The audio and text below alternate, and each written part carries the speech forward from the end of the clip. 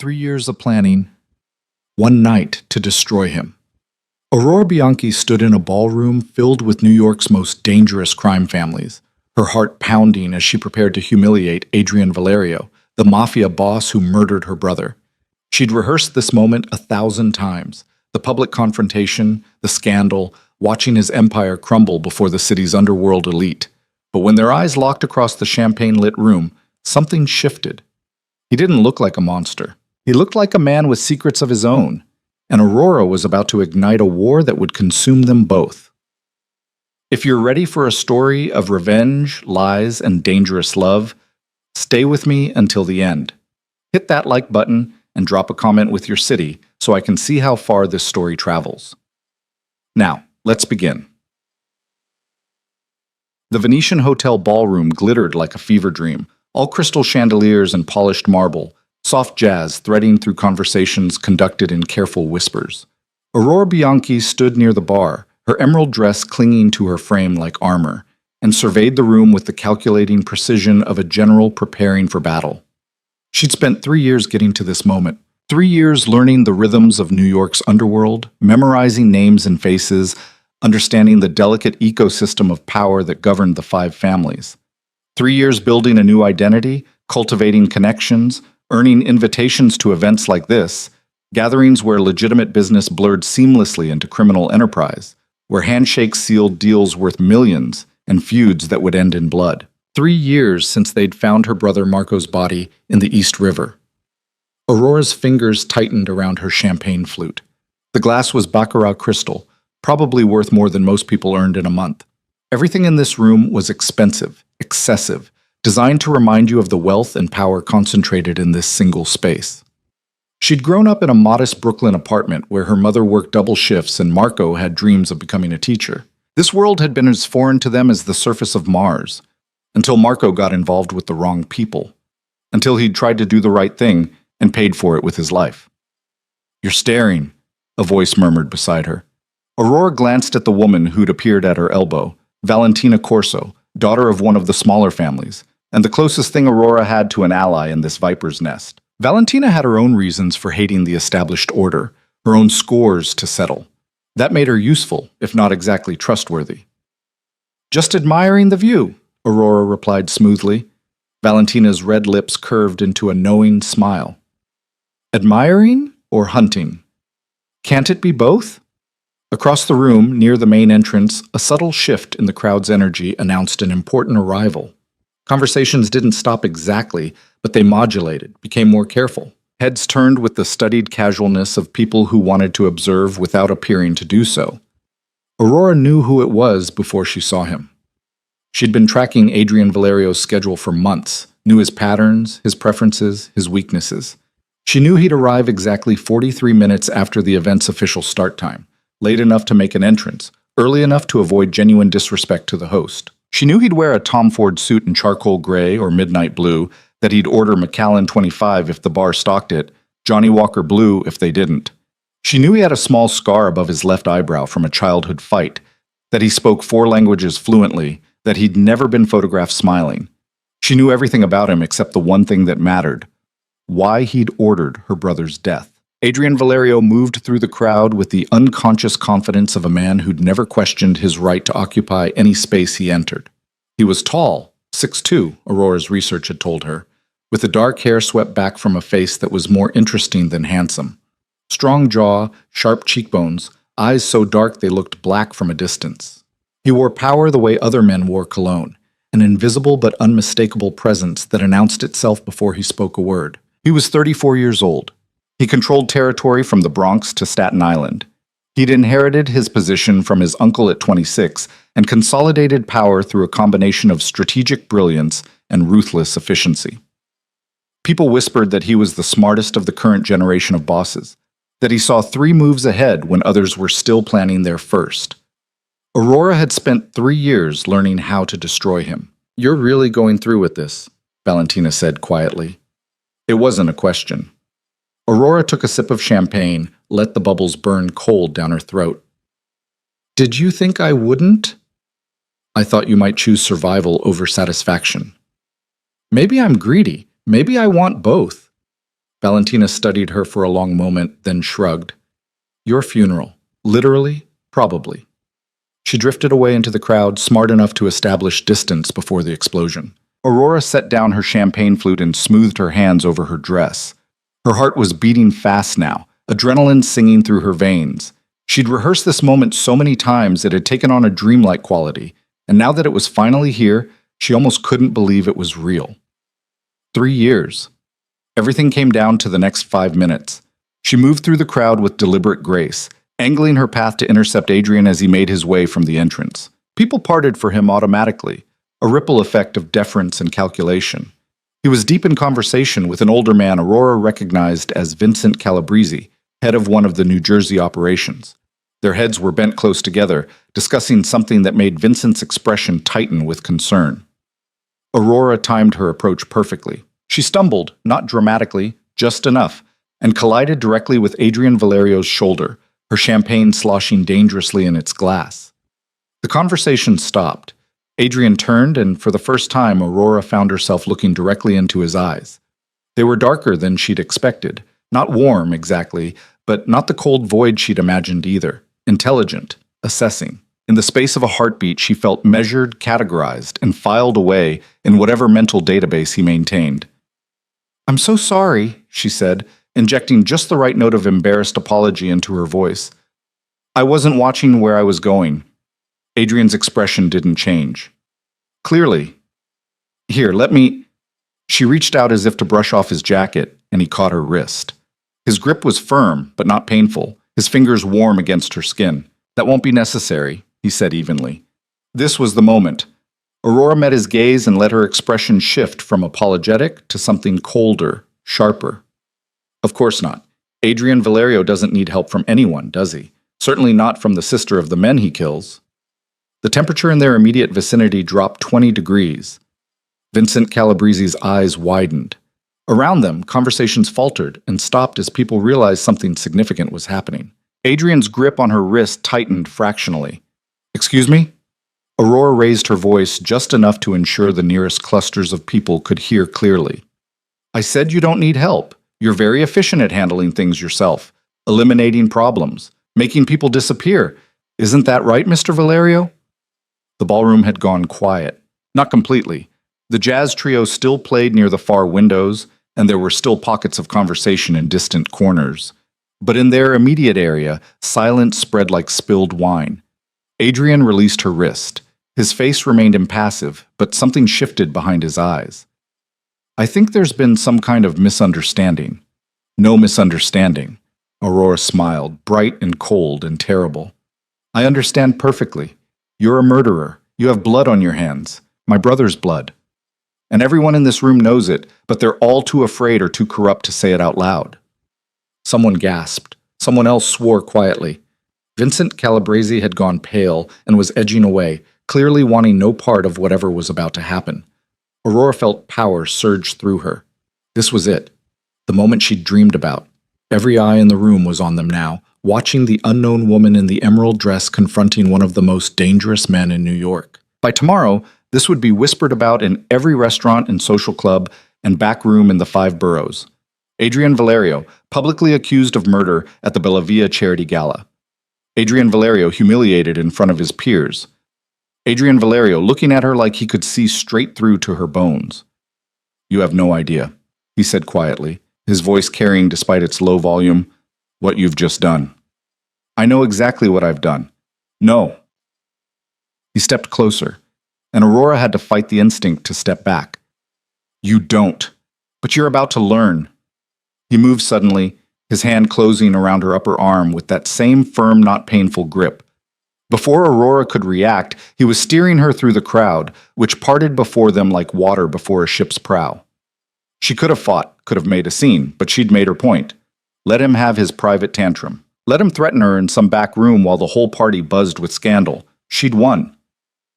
Adrian guided her through a side door, down a hallway lined with expensive artwork, and out onto a private terrace that overlooked the Manhattan skyline.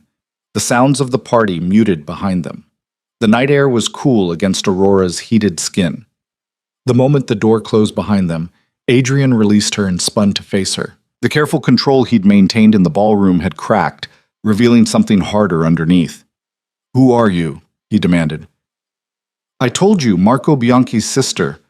Something flickered across his face. Recognition, maybe, or calculation. "Marco Bianchi.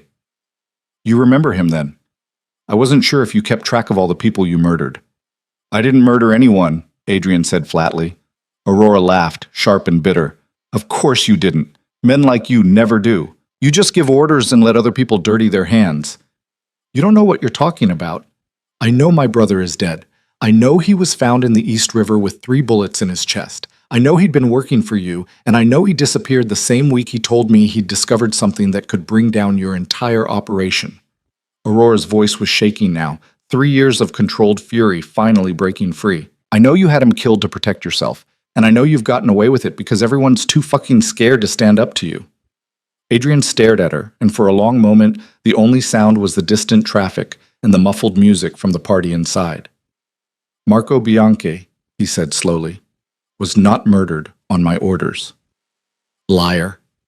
Marco Bianchi was a traitor. Aurora's hand flew before she could think, slapping him hard across the face. The crack of palm against skin echoed across the terrace. Adrian's head snapped to the side. When he turned back, there was a red mark blooming on his cheek, but his expression had gone completely cold. "Careful," he said softly. "You get one of those, just one." Aurora's chest was heaving, her hand stinging. "My brother was not a traitor. He was a good man who made the mistake of thinking he could trust you." "Your brother," Adrian said, biting off each word, "was feeding information to the FBI. He was wearing a wire. He was building a case that would have sent 24 people to prison, including several who had nothing to do with the parts of my business he objected to. He was prepared to destroy families, to leave children without fathers, to start a war that would have turned the streets into a bloodbath." "That's not true." "It's completely true. I have the recordings. I have the transcripts. Marco Bianchi was a federal informant, and when my people discovered it, they voted to eliminate him." "You're lying," Aurora said, but her voice had lost its certainty. Adrian pulled out his phone, tapped the screen a few times, then held it out to her. "Audio file, dated 3 years and 4 months ago. That's your brother's voice. The other voice belongs to FBI Special Agent Richard Corrigan. Listen." Aurora stared at the phone like it was a snake. Listen," Adrian commanded. Against her better judgment, Aurora took the phone. Her hand trembled as she pressed play. Static, then voices. Male voices. One of them familiar in a way that made her chest ache. "Can't keep doing this. They're getting suspicious. You're doing fine, Marco. Just a little longer. You said that 3 months ago. I want out. We've been through this. You're in too deep. If you stop cooperating now, I know what they'll do. But I can't. Some of these guys, they have families, kids. I thought we were going after murderers and drug dealers, not union guys trying to make a living. Marco, everyone you're helping us investigate has broken the law. Multiple laws. They've made their choices. And I made mine. I want protection. I want witness protection for me and my family. And then I'm done. We can discuss that after." Aurora stopped the recording. Her hand was shaking so badly she almost dropped the phone. "This doesn't prove anything. It proves your brother was exactly what I said he was. It proves he was trying to do the right thing." "The right thing," Adrian said, his voice hard, "would have been not getting involved in the first place. The right thing would have been staying out of a world he didn't understand. But he took a job running numbers for the Castellano crew, and when the FBI squeezed him, he rolled over like a trained dog." "Stop it," Aurora whispered. "He was going to testify. Did you know that? He'd already given the FBI enough for preliminary indictments. Another month, and they would have moved forward with arrests. Dozens of arrests. People who trusted him, who thought he was one of them, would have gone to prison because your brother decided his conscience mattered more than his loyalty. Loyalty to criminals? Loyalty to people," Adrian cut her off. "To the guys who worked with him, who covered for him when he screwed up, who invited him to their kids' birthday parties. He betrayed all of them. And yes, when my people found out, they voted to eliminate the threat." Aurora's mind was reeling. This couldn't be true. Marco wouldn't have. He couldn't have. But even as she tried to reject it, pieces were clicking into place. Marco's increasing anxiety in the months before he died. The way he'd avoided her questions about work. The strange phone calls he'd taken at odd hours. The time she'd caught him crying in his car and he'd claimed it was just stress. "No," she said. "No, you're lying. You're just trying to—" "I didn't give the order," Adrian said, and something in his voice made Aurora look up. The vote was unanimous among the senior crew. I was overruled. I argued against it. Aurora's breath caught. "What?" "I said we should handle it differently. Your brother wasn't a real criminal. He was a civilian who got scared and made a bad choice. I wanted to expose him to the FBI, let them know we'd discovered the wire, and then offer him a deal. If he disappeared, if he took his family and left New York and never looked back, we'd let him go." "Why would you—" "Because unnecessary killing is bad for business. Because starting a war with the FBI over one informant is stupid. Because I actually believed what you clearly don't, that your brother was fundamentally a decent person who got in over his head." Adrian's jaw tightened. "But I was 26 years old, I'd been running things for less than 3 months, and the senior crew didn't trust my judgment. They voted 7-1 to eliminate him. I was the one vote against." Aurora felt like the ground had disappeared beneath her feet. "I don't believe you. I don't care what you believe." Adrian gestured toward the ballroom. "What you did in there was phenomenally stupid. You've made yourself a target. Every person in that room now knows you're connected to Marco Bianchi, which means they know you're either ignorant or reckless, and both are dangerous in this world. I'm not afraid of you. You should be. Not because I want to hurt you, but because there are people who will. People who don't appreciate public scenes, who view what you did as a sign of disrespect to the entire organization." Adrian moved closer, his dark eyes intense. "Do you understand what I'm telling you? You just painted a target on your back in front of every made man in New York." Aurora lifted her chin. "Then I guess I better make it count." "This isn't a joke." "I'm not joking." The words burst out of her. "My brother is dead. Dead. And whether you gave the order or not, it happened because of your world, your rules, your fucking code. So forgive me if I don't care about the consequences." They stared at each other, breathing hard, the space between them crackling with tension. "You want revenge," Adrian said finally. It wasn't a question. "I want justice. In this world, there's no difference." He studied her for a long moment. "What's your name? Your real name?" "Aurora Bianchi." "How did you get an invitation to this event, Aurora Bianchi?" "I have friends." "You have people who used you to cause problems for me," Adrian corrected. "Tell me who helped you, and maybe I can protect you from the fallout." Aurora laughed bitterly. "I don't need your protection. Everyone needs protection. That's how this world works." Adrian pulled out his phone again, tapped something, then returned it to his pocket. "I'm having you escorted home. My driver will take you wherever you want to go, and then you're going to disappear. Leave New York. Go back to wherever you came from. Forget about revenge. Forget about your brother, and live your life." "I'm not going anywhere." "You don't have a choice." "There's always a choice." Aurora stepped closer to him, close enough to see the gold flecks in his dark eyes. "You can have me escorted out. You can threaten me, intimidate me, try to make me run. But I'm not running. I spent 3 years preparing for this, and I'm not done." "3 years," Adrian repeated, "planning to publicly humiliate me at a charity gala. Congratulations, you succeeded. Now what? You think that changes anything? You think Marco is any less dead?" The words hit like a physical blow. Aurora's eyes burned, but she refused to let herself cry. "Not here. Not in front of him." "I think," she said quietly, "that you're going to remember my name. I think you're going to lie awake at night wondering what I'm going to do next. I think I've made myself a problem you can't ignore." "You've made yourself a corpse," Adrian said flatly. "You just don't know it yet." The terrace door opened, and a man Aurora recognized as one of Adrian's security team stepped out. "Car's ready, boss." Adrian gestured toward Aurora without looking away from her. "Take Ms. Bianchi wherever she wants to go. Make sure she arrives safely." "I can get myself home."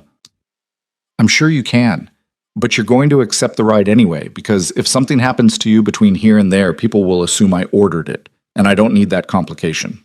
Adrian finally broke eye contact, turning toward the door. "This is goodbye, Aurora Bianchi. For your sake, I hope I never see you again." He walked away, leaving Aurora alone on the terrace with the security guard and the glittering Manhattan skyline. She should have felt triumphant, She'd done what she set out to do, confronted Adrian Valerio publicly, humiliated him, made him notice her, but instead she felt hollow.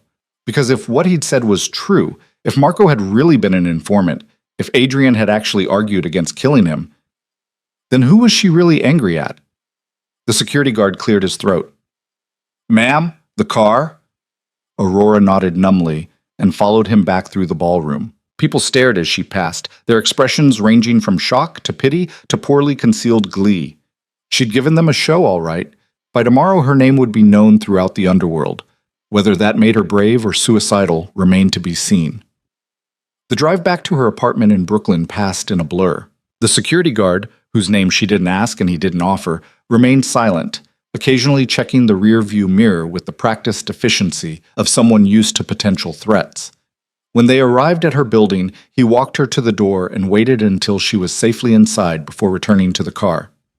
Aurora climbed the 3 flights to her apartment, her legs shaking with delayed reaction. Inside, she locked the door, set the chain, and finally allowed herself to collapse onto her couch. Her hands were trembling. She pressed them against her face and tried to slow her breathing, tried to process everything that had happened. Marco, an informant. Marco, wearing a wire. Marco, betraying people who'd trusted him. It didn't fit with the brother she'd known. Marco, who'd helped her with homework, who'd worked 2 jobs to help pay for their mother's medical bills, who'd cried when their childhood dog died.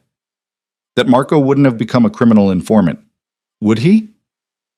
Aurora stood and walked to her bedroom, to the small desk where she kept her research.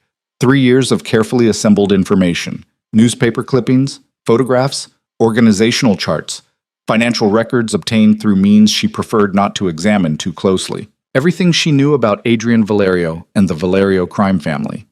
She opened her laptop and pulled up the encrypted files where she kept her most sensitive information. Then she started searching.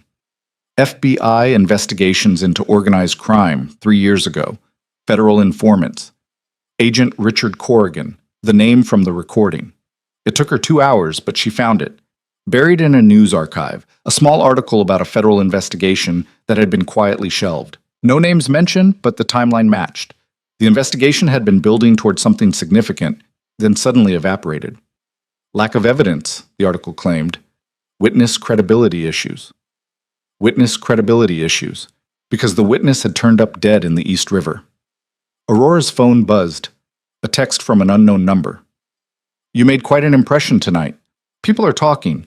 Be careful what you wish for. V. Valentina." Checking in, probably equal parts concerned and entertained. Aurora didn't respond. She was too busy following another thread, this one about Marco's last few weeks. She'd interviewed his friends, his co-workers, anyone who'd known him. Most had been dead ends, but one woman, Sarah Chen, who'd worked in the same office, had mentioned something strange.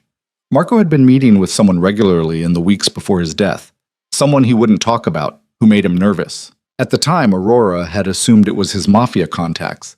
Now she wondered if it had been his FBI handler. Her phone rang. Unknown number again, but different from Valentina's text. Aurora hesitated, then answered. "Hello?" "Ms. Bianchi." Adrian Valerio's voice was unmistakable. "I hope you made it home safely." "What do you want?" "To give you some advice.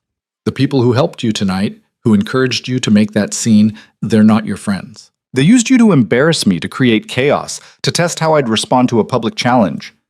I don't need—" "Valentina Corso," Adrian continued, "is the daughter of a man who wants my territory. She's smart, ambitious, and absolutely ruthless. Whatever she told you, whatever she promised you, it was a lie designed to serve her father's interests." Aurora's stomach tightened. "How do you know I was working with Valentina?"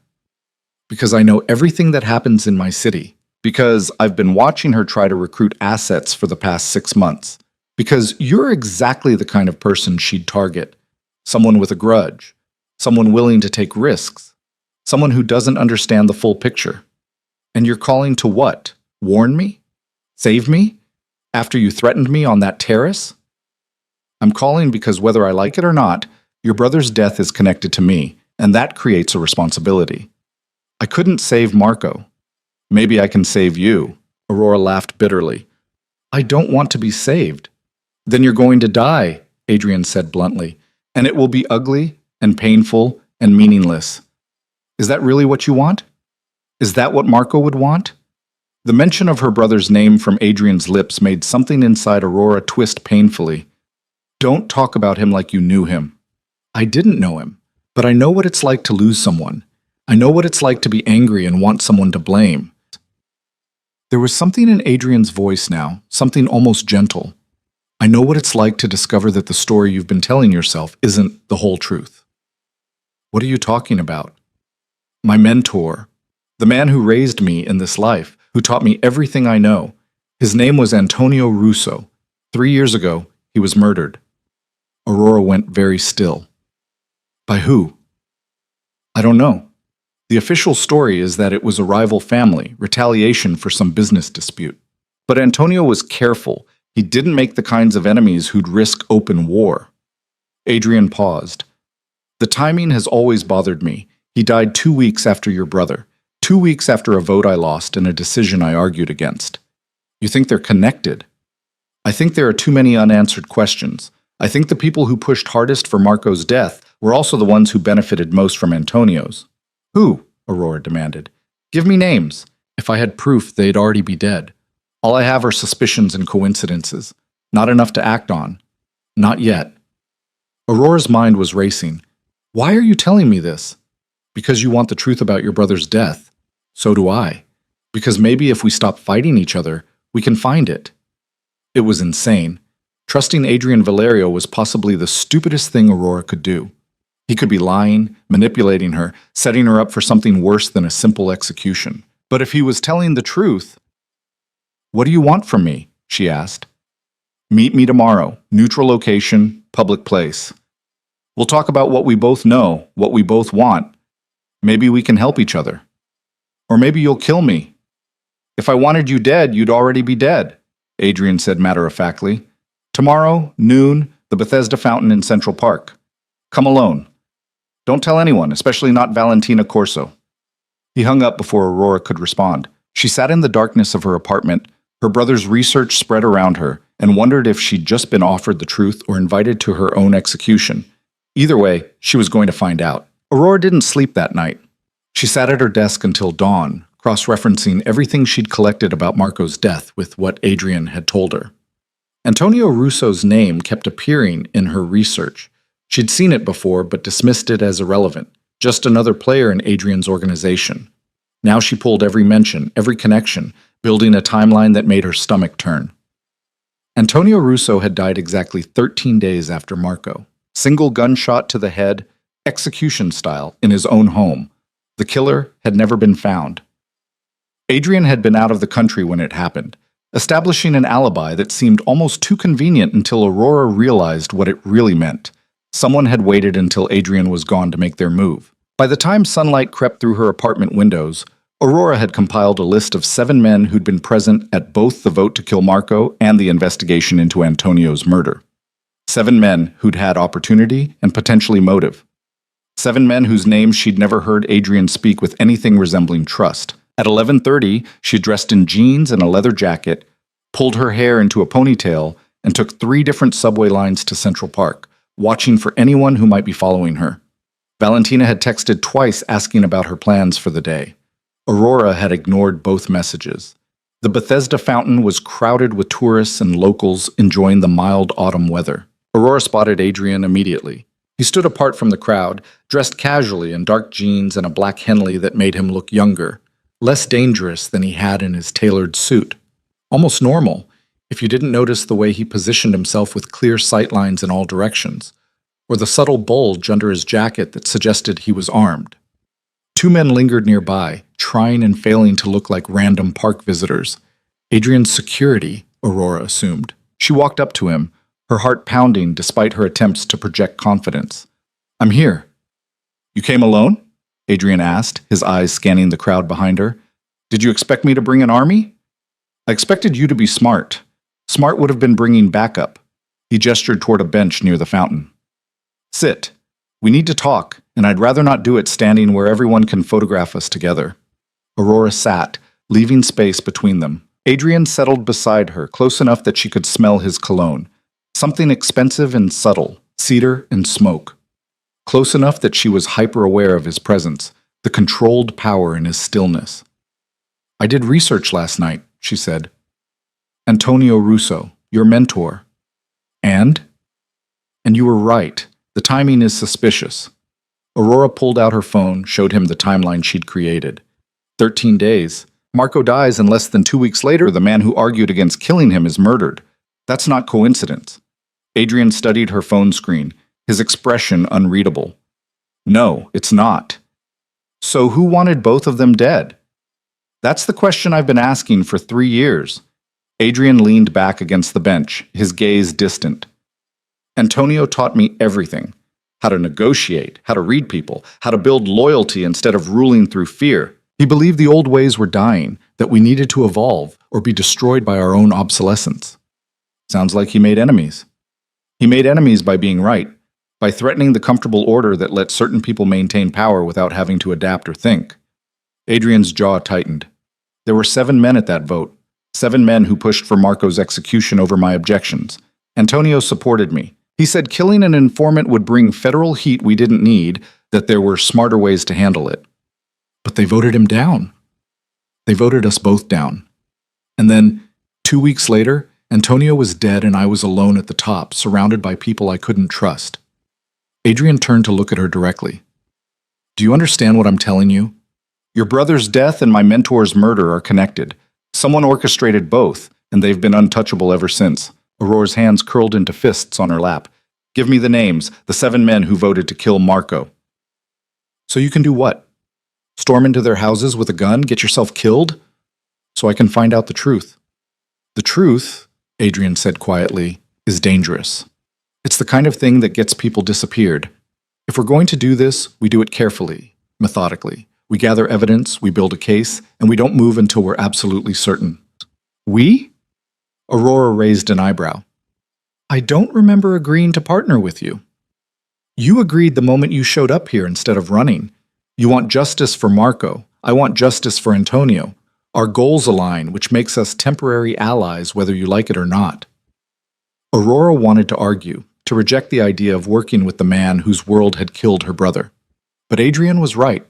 Alone, she was just an angry woman with a death wish. With him, she had access, information, protection. "What's your plan?" she asked. Antonio kept detailed records, financial transactions, meeting notes, insurance policies in case someone ever moved against him. He was paranoid, but he was smart about it. Everything was encrypted, backed up in multiple locations. Adrian pulled out a small flash drive. "This contains the locations of his safe houses. If the evidence exists, it's in one of them. And you haven't checked before now because the moment I start searching Antonio's properties, I tip off whoever killed him. They'll know I'm investigating, and they'll move to eliminate the evidence or eliminate me. Possibly both." Adrian held out the flash drive. "But if someone unconnected to me starts asking questions, looking into old properties, that's different. That's just a civilian poking around where they shouldn't be." Aurora took the drive, weighing it in her palm. "You want me to be your stalking horse. Draw out the threat while you watch from a safe distance. I want you to help me find the truth. Yes, there's risk, but you were willing to risk your life humiliating me at a gala full of criminals, so I assume you're not opposed to danger in general. There's a difference between calculated risk and suicide mission. Which is why you won't be alone." Adrian nodded toward one of his security men. "Michael will go with you. He was Antonio's personal bodyguard before he died. He's loyal, capable, and he wants answers as much as we do." Aurora studied the man Adrian had indicated, tall, broad-shouldered, with graying hair and the watchful eyes of someone who'd seen too much violence. "And I'm supposed to just trust him? Trust you?" "No," Adrian said bluntly. "You're supposed to verify everything I tell you, watch your back, and remember that we're using each other. I don't expect trust. I expect mutual self-interest." It was honest, at least. Aurora appreciated that more than false promises of friendship or protection. "If I do this," she said slowly, "I want something in return. Besides finding out who really killed your brother, I want the names, all 7 men who voted for Marco's death. And when this is over, when we have the evidence, I want them held accountable." Adrian's expression darkened. "Accountable how?" However justice works in your world. You said there were consequences for unnecessary killing, for starting wars over stupid decisions. Make them face those consequences. And if I'm the one who has to deliver that justice, if I'm the one who has to order executions? Aurora met his gaze steadily. Then I want to be there when it happens. I want to look them in the eyes and know they understand why they're dying. Something flickered in Adrian's expression, surprise maybe, or a dark kind of respect. You're more ruthless than you look. 3 years, Aurora said softly. 3 years of grief and rage and planning. You think I'm going to walk away now without seeing this through to the end? Adrian studied her for a long moment, then nodded. All right, you help me find the evidence, and I'll make sure everyone responsible answers for it. Deal? He held out his hand. Aurora stared at it, thinking about her brother, about Antonio Russo, about 3 years of believing she knew who the enemy was, only to discover the truth was far more complicated. She shook his hand. His grip was firm, warm, anchoring. Deal, she said. Over the next week, Aurora and Michael visited 3 of Antonio's properties. The first was a storage unit in Queens filled with furniture and boxes of old tax records, but nothing useful. The second was an apartment in the Bronx that had been rented under a shell company. They found financial ledgers dating back 15 years, but nothing related to Marco's death or the vote that preceded it. The third location was a cabin in the Catskills, 2 hours north of the city. Antonio bought this place 20 years ago, Michael explained as they drove through winding mountain roads, autumn leaves brilliant against the gray sky. Officially, it's owned by a Delaware LLC, but he paid cash and handled all the utilities through third parties. Nobody knows about it except the people he trusted most. Did Adrian know about it? Not until after Antonio died. The location was in a sealed letter delivered to Adrian with instructions not to open it unless something happened. Michael's hands tightened on the steering wheel. Antonio knew someone was going to move against him. He just didn't know who or when. The cabin sat at the end of a dirt road surrounded by dense forest. It looked abandoned, windows dark, leaves piled against the door, no tire tracks in the overgrown driveway. Stay behind me, Michael said as they approached. He had his gun drawn, moving with the practiced efficiency of someone who'd cleared rooms before. But the cabin was empty. Dusty furniture, a cold fireplace, kitchen cabinets stocked with canned goods that had expired years ago. It looked like a normal vacation property, nothing more. There has to be something, Aurora insisted, searching through drawers and closets.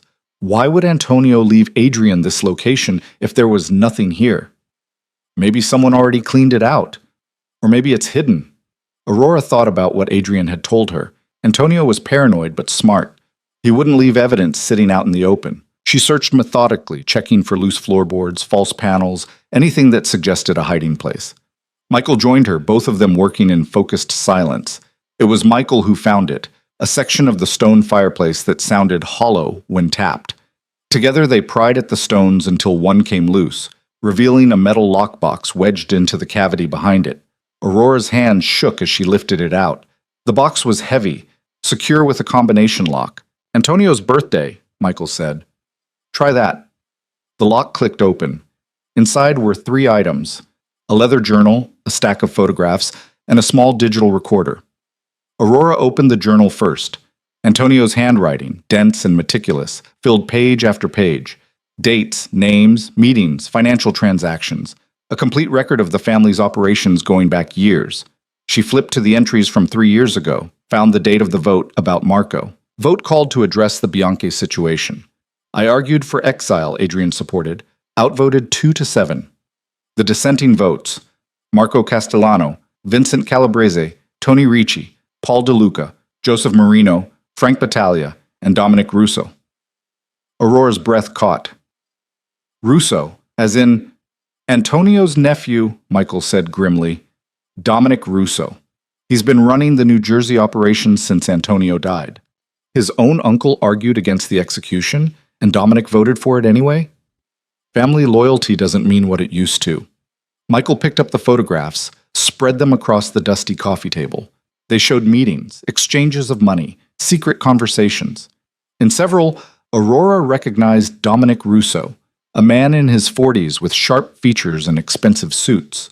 In others, she saw the men whose names had appeared in Antonio's journal. But it was the last photograph that made her stomach drop.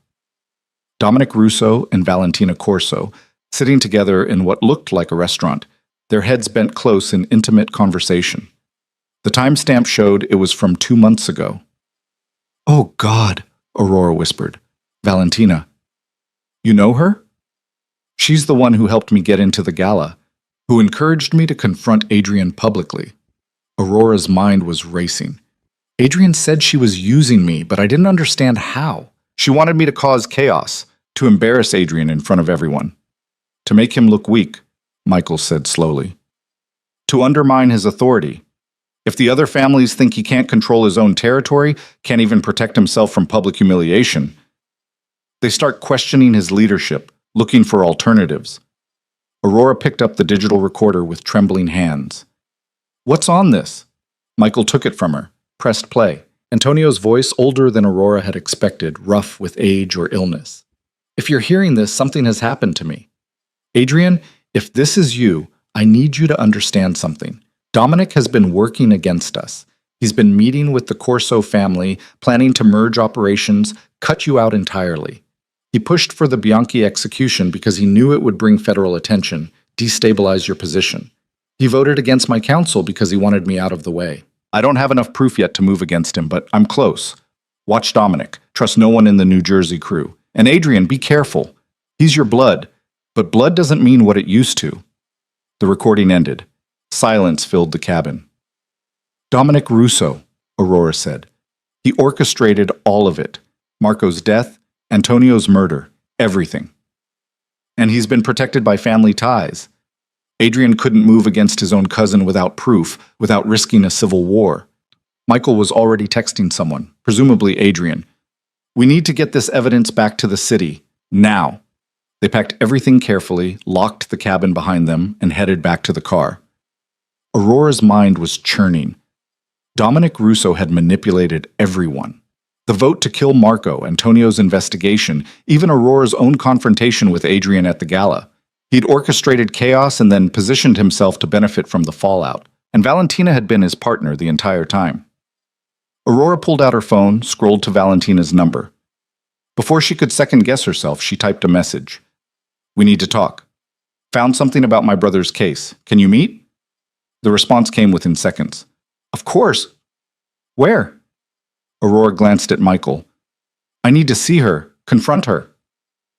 "Bad idea. If she's working with Dominic, she's dangerous. Which is why you're going to be there watching my back. But I need to know why. Why she helped me, what she promised Dominic, what the endgame was." Aurora's voice was hard. "She used my grief. She used Marco's death as a weapon. I want to hear her justify that to my face." Michael considered, then nodded. "Set the meeting. But we do it on our terms, somewhere we control." Aurora arranged to meet Valentina at a coffee shop in the village. A place with big windows and multiple exits, public enough to discourage violence, but private enough for honest conversation. Michael positioned himself at a corner table with clear sightlines while Aurora sat near the window, waiting. Valentina arrived exactly on time, elegant in a cream-colored coat and designer sunglasses. She slid into the seat across from Aurora, smiling warmly. "You look terrible," she said. "Are you okay?" "I found out who killed my brother," Aurora said flatly. "Dominic Russo, Antonio's nephew. He orchestrated the vote, made sure Marco was eliminated, and then killed Antonio to cover his tracks." Valentina's smile didn't falter, but something shifted in her eyes. "That's quite an accusation." "It's the truth. I have evidence. Antonio's journal, photographs, a recording where he names Dominic as a traitor. And you're telling me this because?" "Because I want to know why you helped me. Why you encouraged me to humiliate Adrian at that gala. Why you fed me information. Why you pretended to be my ally." Aurora leaned forward. "You're working with Dominic, aren't you? You have been all along." Valentina removed her sunglasses slowly, her dark eyes appraising. "You're smarter than I gave you credit for. Answer the question." "My father has been trying to expand into Manhattan for years. Adrian Valerio controls the most profitable territory in the city, and he's too strong to challenge directly."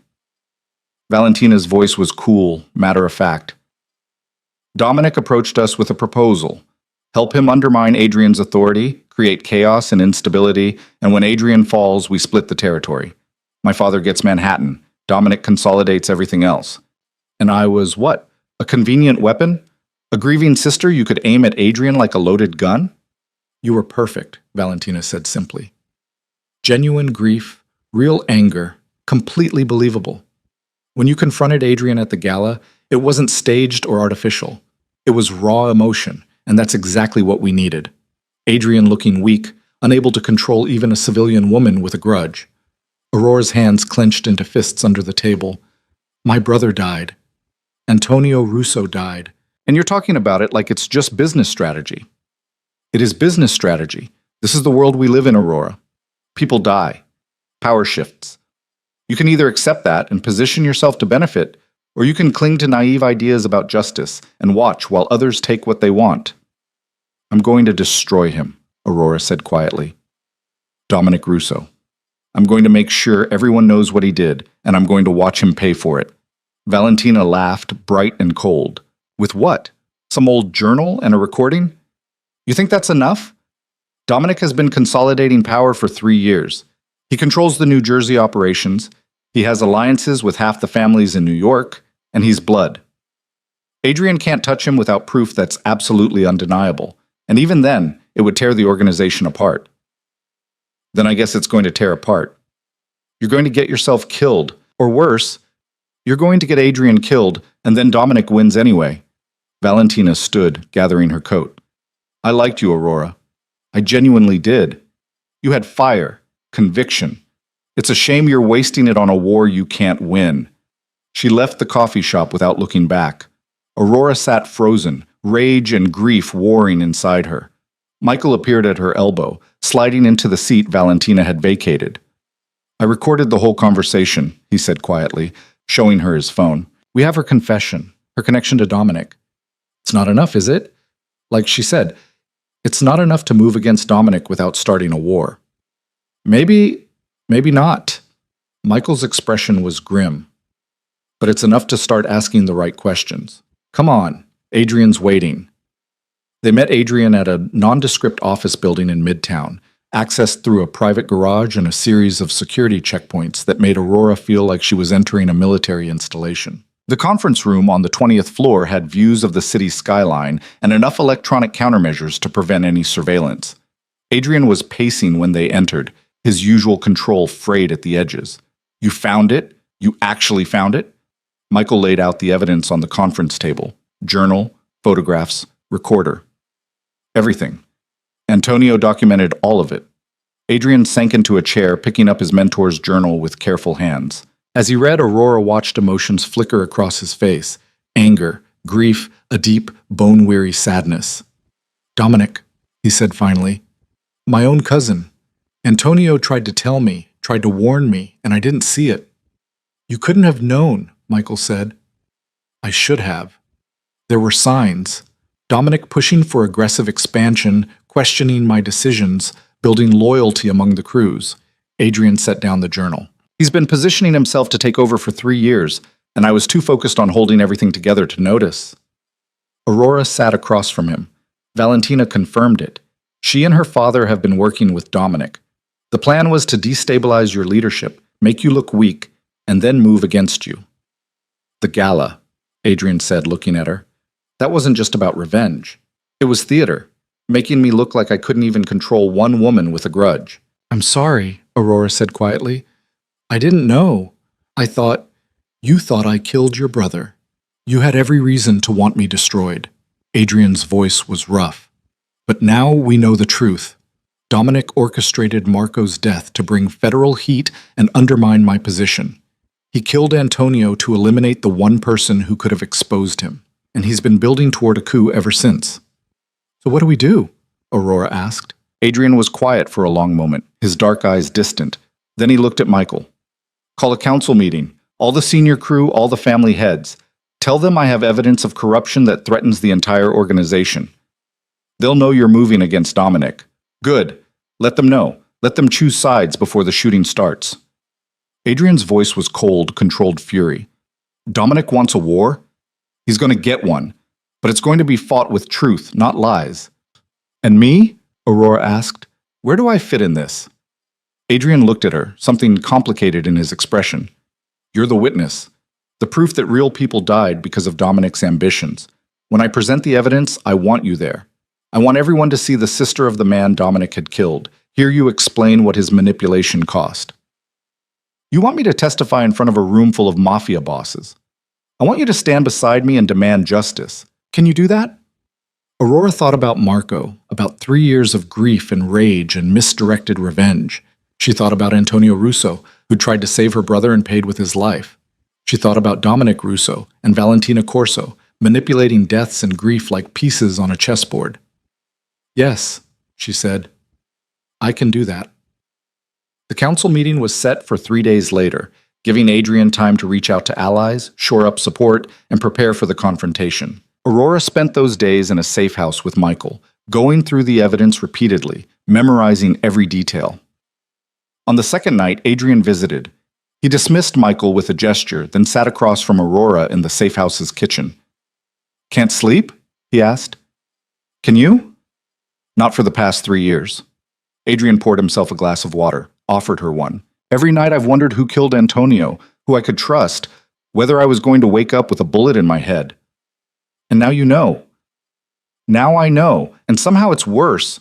Family betrayal always is. Adrian studied her across the table. You could still walk away. Take the evidence, give it to the FBI. Let them handle Dominic. You don't owe me anything. I owe Marco the truth. I owe him justice. Aurora met his gaze.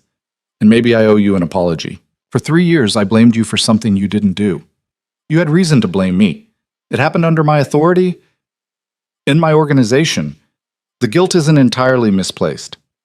But you tried to save him. You voted against killing him. And I failed. That's what matters. Adrian's voice was quiet, heavy. I was too young, too inexperienced to fight the older men effectively. I let them overrule me, and Marco died because of it. They sat in silence for a moment, the weight of shared grief and regret thick between them. After this is over, Aurora said slowly, what happens to me? I've made myself visible to your world. I've made enemies. Do I just go back to my normal life and hope no one comes after me? You could, Adrian said. Or you could stay. Stay? Work with me. You've proven you're smart, resourceful, willing to take risks. You understand loss and what motivates people.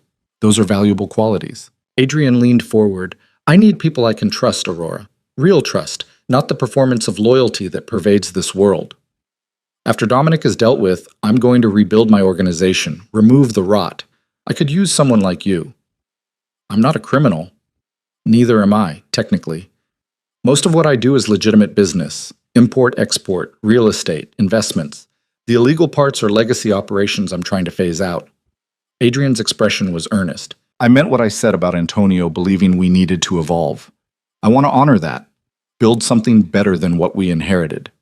Aurora studied him, this complicated man who'd been her enemy and was now her ally, who'd tried to save her brother and failed, who carried his own grief like a stone in his chest. Ask me again after the council meeting, she said, after we see if we survive. Adrian smiled faintly. Fair enough. The morning of the council meeting, Aurora woke to find Michael already awake, cleaning his gun at the kitchen table with methodical precision. The safe house felt smaller than it had the night before, the walls pressing in with the weight of what was coming. You should eat something, Michael said without looking up from his work. Going to be a long day. Aurora's stomach was too tight for food, but she forced down toast and coffee anyway. Adrian had told her the meeting would be held at a private estate in Westchester, neutral territory owned by one of the oldest families. Every major player would be there, the 7 men who'd voted to kill Marco, their associates, allies from other families, and Dominic Russo himself. What happens if they don't believe us? Aurora asked, watching Michael reassemble his weapon with practiced efficiency. If Dominic has enough support to discredit the evidence? Then we fight our way out and hope Adrian's backup plan is better than his primary one. Michael slid the gun into his shoulder holster, met her eyes. But Antonio was respected. People knew him, trusted his judgment. If his own words condemn Dominic, that carries weight. And if it carries enough weight to start a civil war, then at least we'll know we were on the right side of it. The drive to Westchester took 90 minutes through heavy traffic, Michael behind the wheel of an armored SUV that felt like a tank. Aurora sat in the back, Antonio's journal in her lap, the weight of it somehow comforting. Physical proof. Undeniable evidence. The dead man's testimony that would either bring justice or ignite chaos. Adrian called when they were 20 minutes out. Change of plans. Dominic knows something's coming. He showed up early with 15 men, all armed. The other families are nervous. Do we abort? Michael asked, his voice tight. No, we go forward. But Aurora stays in the car until I give the signal. I don't want her exposed if this goes sideways before we even present the evidence. Adrian, Aurora started, please. His voice was strained, urgent. I need to know you're safe. I can't focus if I'm worried about you being in the crossfire. Aurora wanted to argue, to insist she could handle herself, but the raw concern in Adrian's voice stopped her. Fine. But if shooting starts, I'm not just sitting here.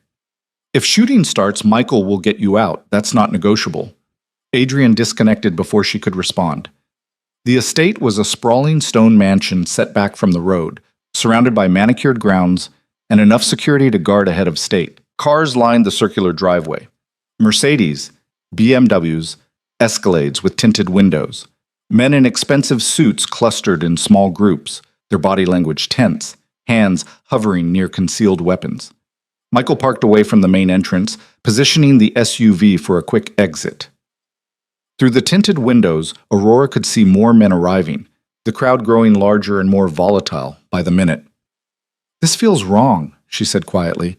Too many people, too much tension. But council meetings always feel like powder kegs.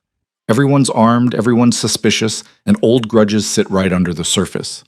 Michael's eyes never stopped scanning the crowd. But you're right, this is worse than usual. Adrian appeared on the mansion's front steps, flanked by two men Aurora recognized from photographs, his most trusted lieutenants. He looked calm, controlled, every inch the leader as he surveyed the gathered families. When he spoke, his voice carried across the grounds with natural authority. Thank you all for coming on short notice. I know you have questions about why I called this meeting.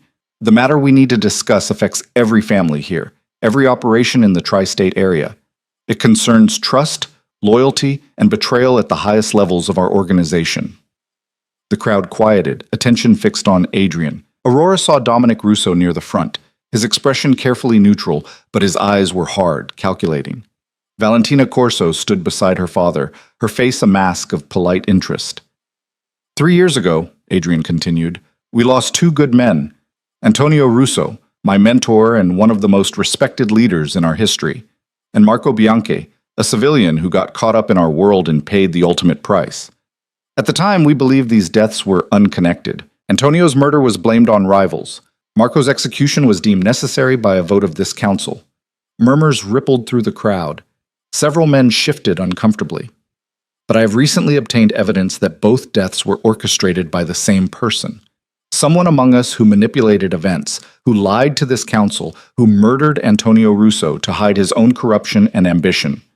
Adrian's gaze swept the crowd, landing on Dominic. Someone who has been working to undermine my leadership and destabilize our organization for his own benefit. Dominic stepped forward, his voice loud and confident. That's quite an accusation, cousin.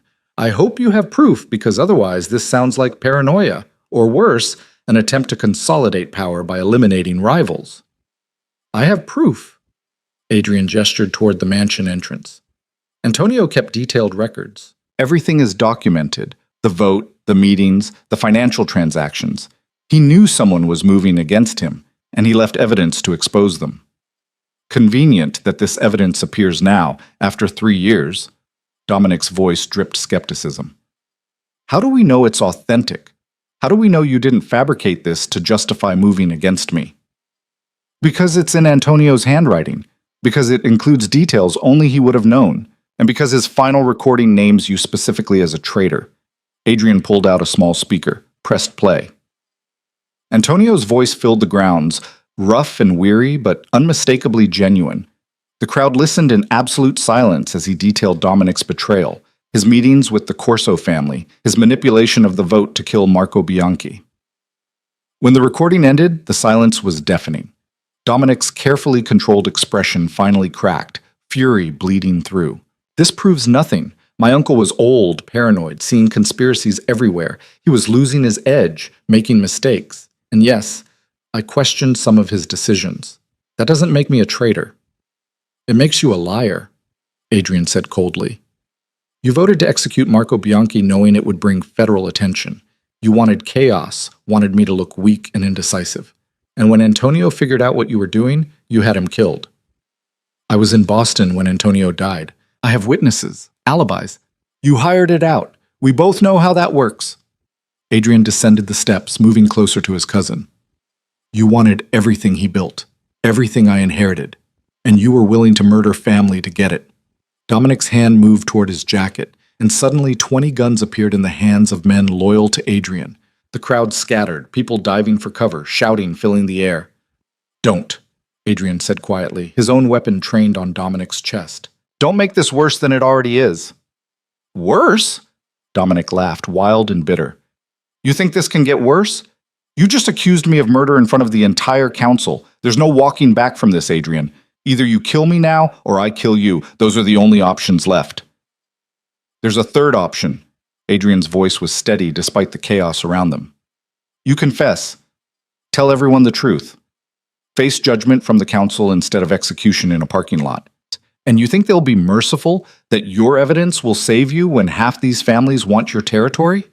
Dominic's eyes were feverish, desperate. You're not strong enough to hold what Antonio built. You never were. You're too soft, too idealistic. This world needs men who understand that power is the only thing that matters. Power without honor is just thuggery, Adrian said. Antonio taught me that. He taught you that too before you forgot. Antonio was weak. He died because he couldn't see that the old ways were finished. Dominic's hand twitched toward his weapon again. Just like you're going to die because you can't accept that I'm better suited to lead. The gunshot came from nowhere Aurora could see, a sharp crack that shattered the tense standoff. Dominic staggered, his hand flying to his shoulder where blood bloomed across his expensive shirt. More shots followed, and then the world exploded into violence. Michael yanked Aurora down in her seat as bullets shattered the SUV's windows. Stay down! Don't move! But Aurora couldn't see what was happening, couldn't tell who was shooting at whom. She grabbed Michael's backup gun from the glove compartment, her hands shaking but her resolve steady. I'm not hiding while Adrian's out there. Aurora, no! She was already out of the vehicle, staying low, using parked cars as cover. The mansion grounds had become a war zone, men shooting, others running for cover, bodies already on the ground.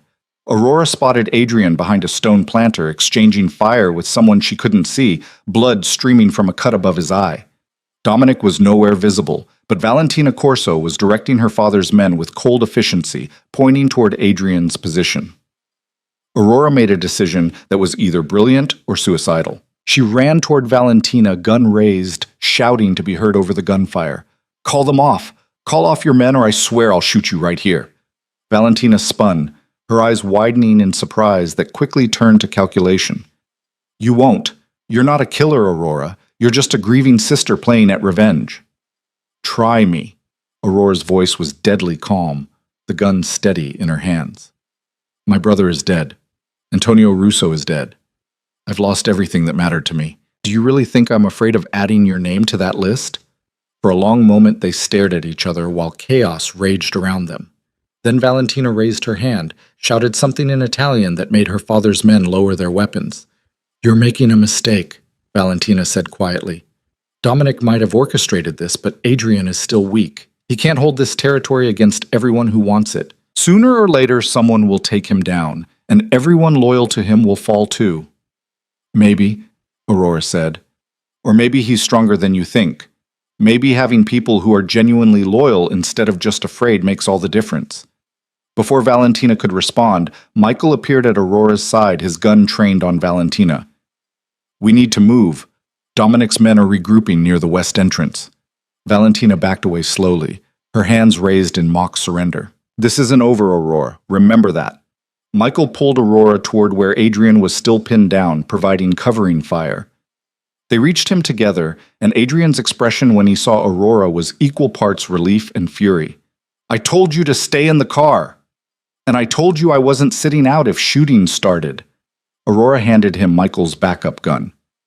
Where's Dominic? He ran into the mansion, wounded but mobile. Adrian wiped blood from his eye with the back of his hand. We need to end this now before more people die. The council? The council just watched Dominic's men open fire during a negotiation. Whatever support he had, he's lost most of it. Adrian looked toward the mansion. But if he escapes, if he has time to regroup and spin this his way, we'll be fighting this war for years. Then we go after him, Michael said grimly. Finish this.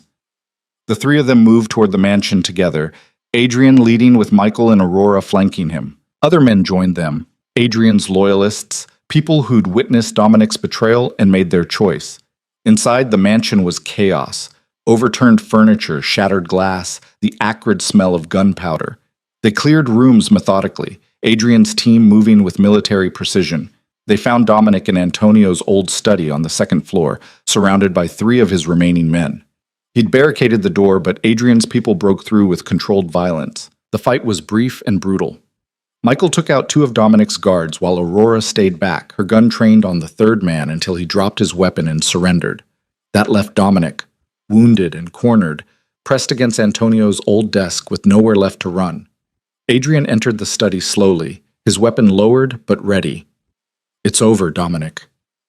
It's not over until one of us is dead. Dominic's voice was thick with pain, his shoulders still bleeding freely.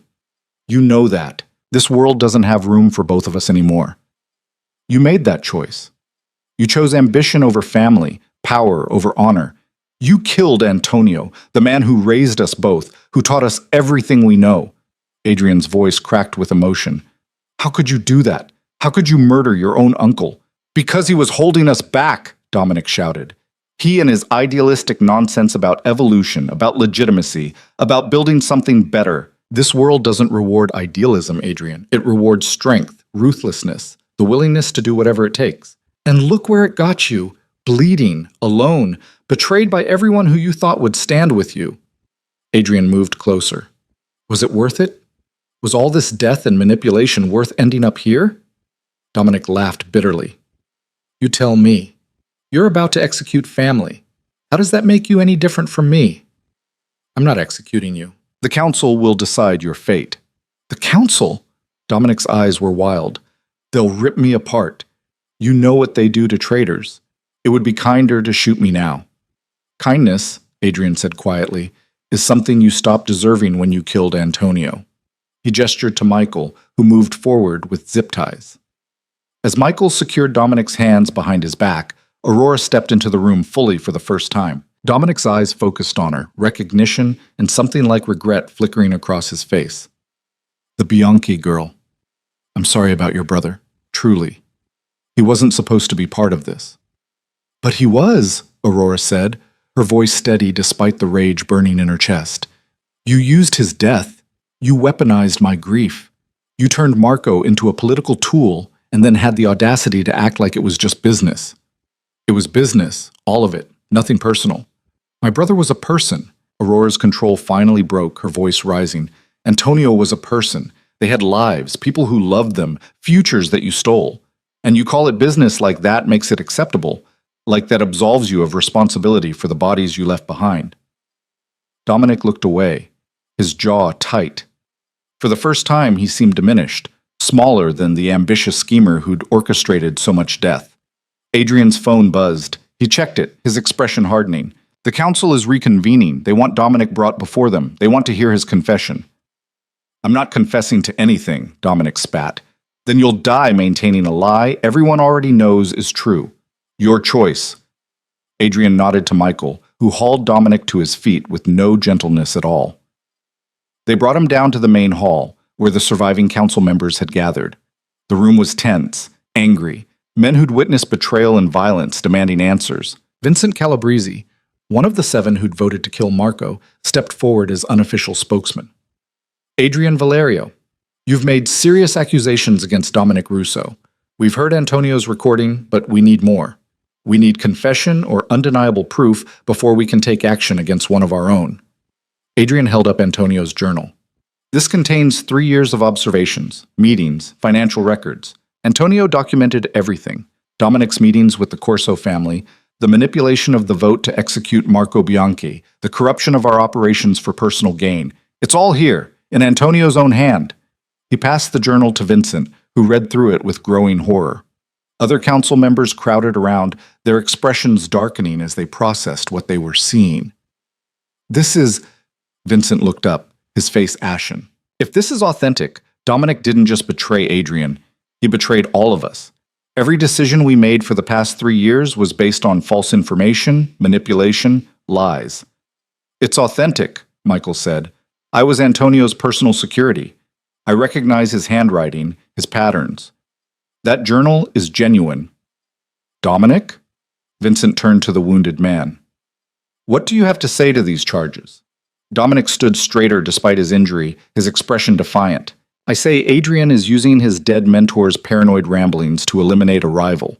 He's always resented my success in New Jersey, always questioned my methods. This is just his attempt to consolidate power by removing anyone who might challenge him.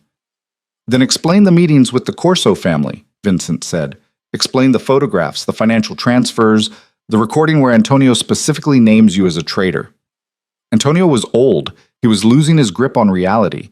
As for the Corsos, yes, I met with them. We all have relationships with other families. That doesn't make me a traitor. You orchestrated my brother's death, Aurora said, her voice cutting through the room.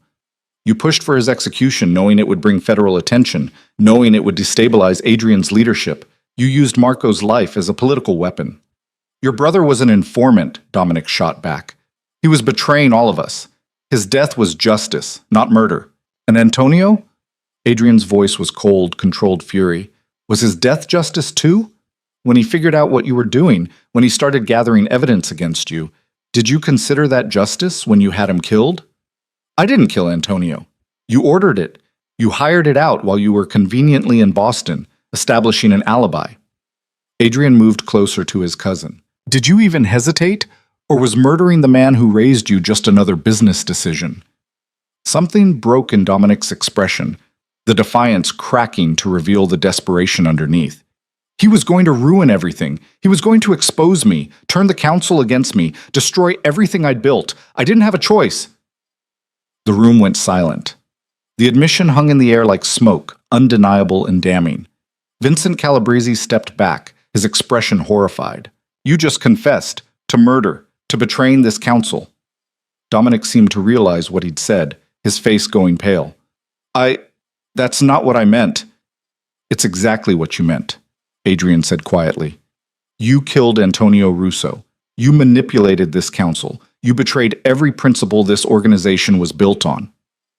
Vincent looked around at the other council members, reading their expressions. We need to vote on Dominic's fate, on how we handle this betrayal.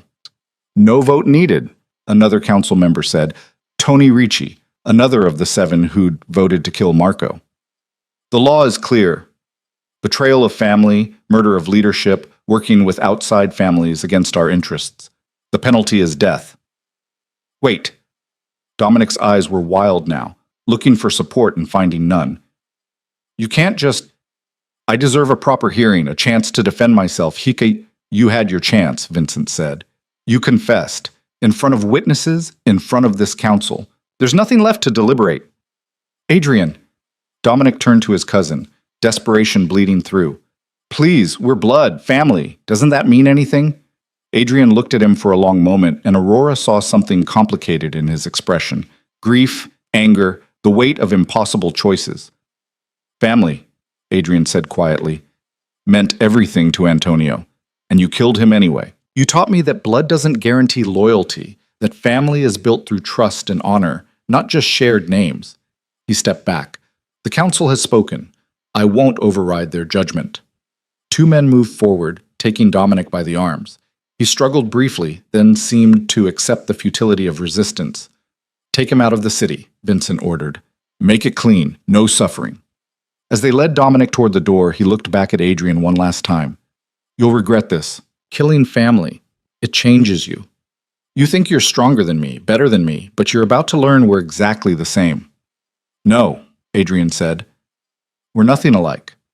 You chose ambition over honor. I'm choosing justice over blood.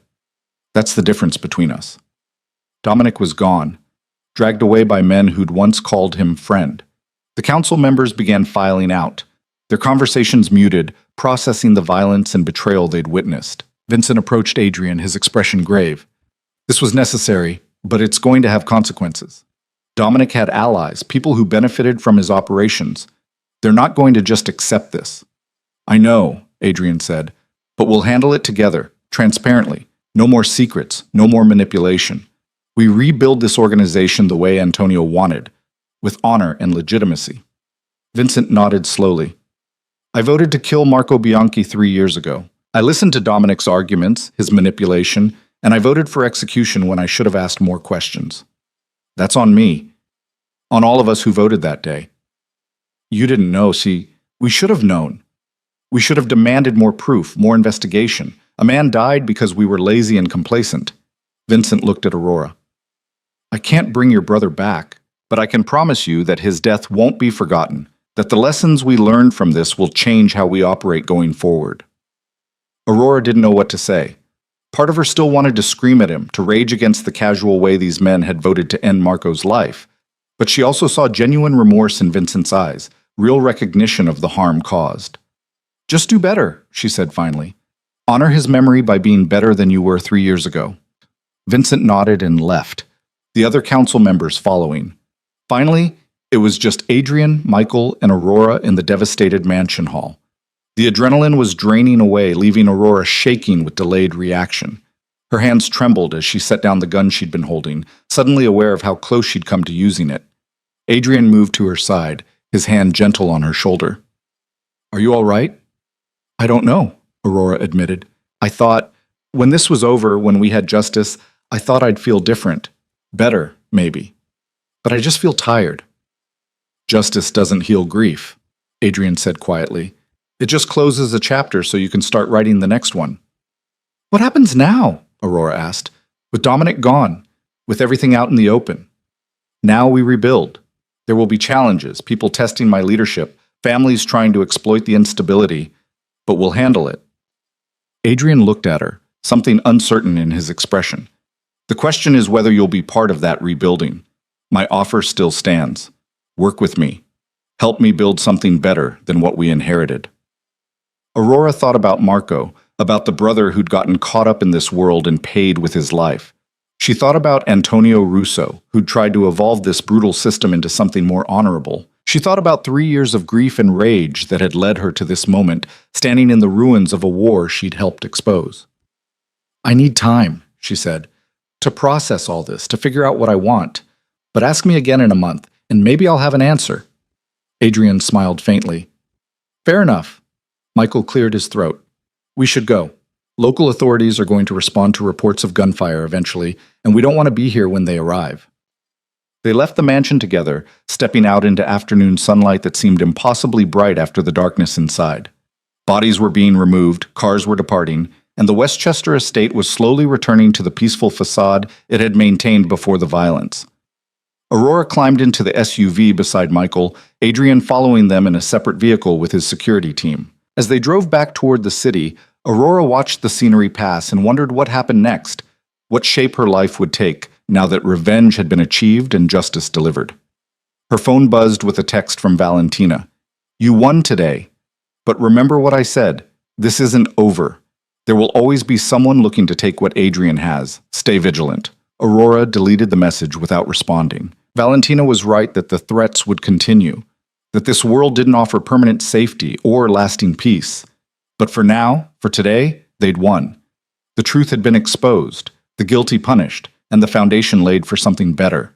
That would have to be enough. The city felt different when they returned.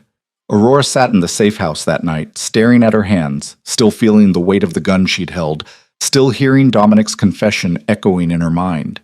Michael had gone to debrief with Adrian's security team, leaving her alone with her thoughts and the silence that felt heavier than any noise. Her phone rang just after midnight, Adrian's name on the screen. Can't sleep either? She answered. Every time I close my eyes, I see Antonio's face, and Dominic's, the cousin I grew up with and the traitor he became. Adrian's voice was rough, exhausted. I keep wondering if there was something I missed, some moment where I could have stopped all this before it started. You can't think like that. Dominic made his choices, and I made mine, choosing the council's judgment over family, letting them execute him. A long pause. He was right about one thing. Killing family does change you. I can feel it already, this weight that won't lift. Aurora pulled her knees to her chest, the phone pressed against her ear. My mother used to say that grief and guilt are just love with nowhere to go. You loved your cousin once, loved the person he used to be before ambition corrupted him. That love doesn't disappear just because he became someone unrecognizable. How do you do that? Adrian asked quietly. Find the right words when everything feels wrong? I don't know that they're right. I just know that 3 years of grief taught me that carrying it alone makes it heavier. Sometimes you need someone else to help shoulder the weight. Is that an offer?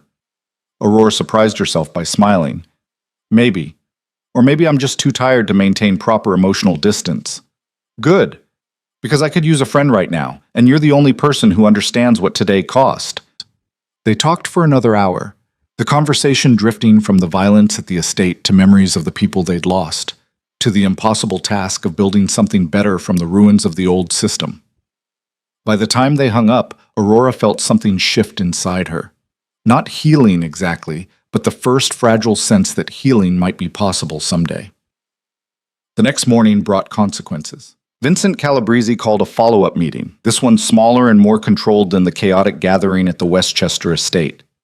Adrian, Aurora, Michael, and the 7 council members who'd voted on Marco's execution 3 years ago gathered in a private room at an upscale Manhattan restaurant, the kind of place where the walls were thick and the staff knew not to ask questions. We need to address the fallout, Vincent said without preamble. Dominic's execution has created a power vacuum in New Jersey. His lieutenants are scrambling, some looking to take over his operations, others reaching out to rival families for protection. Let them scramble, Tony Ricci said dismissively. Anyone loyal to Dominic after what he did isn't someone we want in our organization. It's not that simple. Adrian leaned forward, his fingers steepled on the table. If we don't establish clear leadership in New Jersey, someone else will. The Corso family is already making moves, testing our boundaries. We need to move decisively but carefully. What do you propose? Vincent asked. We clean house. Anyone who was actively working with Dominic against the organization's interests gets removed. But we don't punish people for simple loyalty. Following orders from their boss isn't a crime. We offer them a choice. Join the new structure under honest leadership or leave the business entirely with their lives intact. One of the other council members, Frank Battaglia, shook his head. That's weak. It makes us look soft, like we're afraid to take hard action. It makes us look smart, Adrian countered. Dominic's greatest weapon was turning people against each other, creating chaos and fear. If we respond with more violence, more purges, we're just continuing his work. We break the cycle by offering something different, stability, honor, a chance to be part of something better than what we had. Antonio's influence, Vincent said softly. I can hear him in your words. Because he was right. The old ways are dying. We either evolve or we become irrelevant, crushed between law enforcement on one side and our own internal conflicts on the other. Adrian looked around the table. I'm not asking you to trust me blindly. I'm asking you to try a different approach for 6 months. If it doesn't work, if we lose territory or influence, then we revisit the strategy. But give me a chance to prove that Antonio's vision can work. The council members exchanged glances, silent communication passing between them. Finally, Vincent nodded. 6 months. But we need transparency. Regular updates, honest assessments of what's working and what isn't. No more secrets like the ones that let Dominic operate unchecked for 3 years. Agreed, Adrian said. Complete transparency. Frank Battaglia turned his attention to Aurora, his expression skeptical. And what's her role in all this? She's not family, not maid, not even connected to our world except through her dead brother. Why is she at this table? Aurora met his gaze steadily, refusing to be intimidated. Because I helped expose the truth about Dominic. Because I risked my life gathering evidence that saved your organization from being torn apart from the inside. And because Adrian trusts me, which should count for something. Trust from a boss who's barely 35 and just executed his own cousin. Forgive me if I need more than that. Frank? Vincent's voice was sharp. She has a point. Without her, we'd still be operating under Dominic's manipulation. Show some respect. I'm just saying what everyone's thinking. She doesn't belong here. Aurora stood, her chair scraping against the floor. You're right. I don't belong here. I'm not part of your world, and I don't want to be. But I earned the right to see this through, to make sure my brother's death actually meant something. So you can either accept my presence for the next 6 months while Adrian rebuilds, or you can continue questioning me and waste everyone's time. Your choice. She walked out of the room before anyone could respond, her heart pounding but her head high. In the hallway outside, she leaned against the wall and took a shaky breath. Adrian appeared a moment later. That was either very brave or very stupid. Probably both, Aurora laughed without humor. I just told a room full of Mafia bosses to deal with my presence. My survival instincts are clearly broken. Frank's an old-school hardliner. He doesn't trust change or anyone who represents it. Adrian moved closer, his voice dropping. But he also respects strength. You standing up to him, refusing to be dismissed. That registered. He might not like you, but he'll think twice before underestimating you again. Is this what your life is like? Constant power plays and dominance displays? More or less. It's exhausting. Adrian ran a hand through his hair. But it's also the reality we're working within. Every interaction is a negotiation, every conversation a test. You have to decide whether you're up for that long term. Aurora studied him, this complicated man who carried the weight of an empire on his shoulders, who'd chosen justice over family, and now lived with the consequences. Ask me in 6 months, she said, like you promised. Over the following weeks, Aurora found herself drawn deeper into Adrian's world despite her reservations. He made good on his promise of transparency, including her in strategy sessions and decisions about restructuring the New Jersey operations. She learned the language of this life, the careful negotiations, the unspoken rules, the delicate balance between showing strength and avoiding unnecessary conflict. Michael became her guide and unexpected friend, teaching her how to read a room, how to spot threats, how to carry herself with the confidence this world demanded. You're a natural, he told her one afternoon as they reviewed security protocols for a meeting with a potentially hostile family. You understand people, motivations. That's rarer than you think in this business. I understand grief and anger. That's not the same as understanding criminal enterprise. It's exactly the same. This whole world runs on grief and anger, on old wounds and desperate attempts to gain enough power that you never feel vulnerable again. Michael's expression was distant. Antonio understood that. He tried to break the cycle, create something based on mutual benefit instead of fear. That's what Adrian's trying to do now, and why he needs people like you, people who haven't been so damaged by this life that they've forgotten there are other ways to operate. The New Jersey transition took 3 weeks of careful negotiation.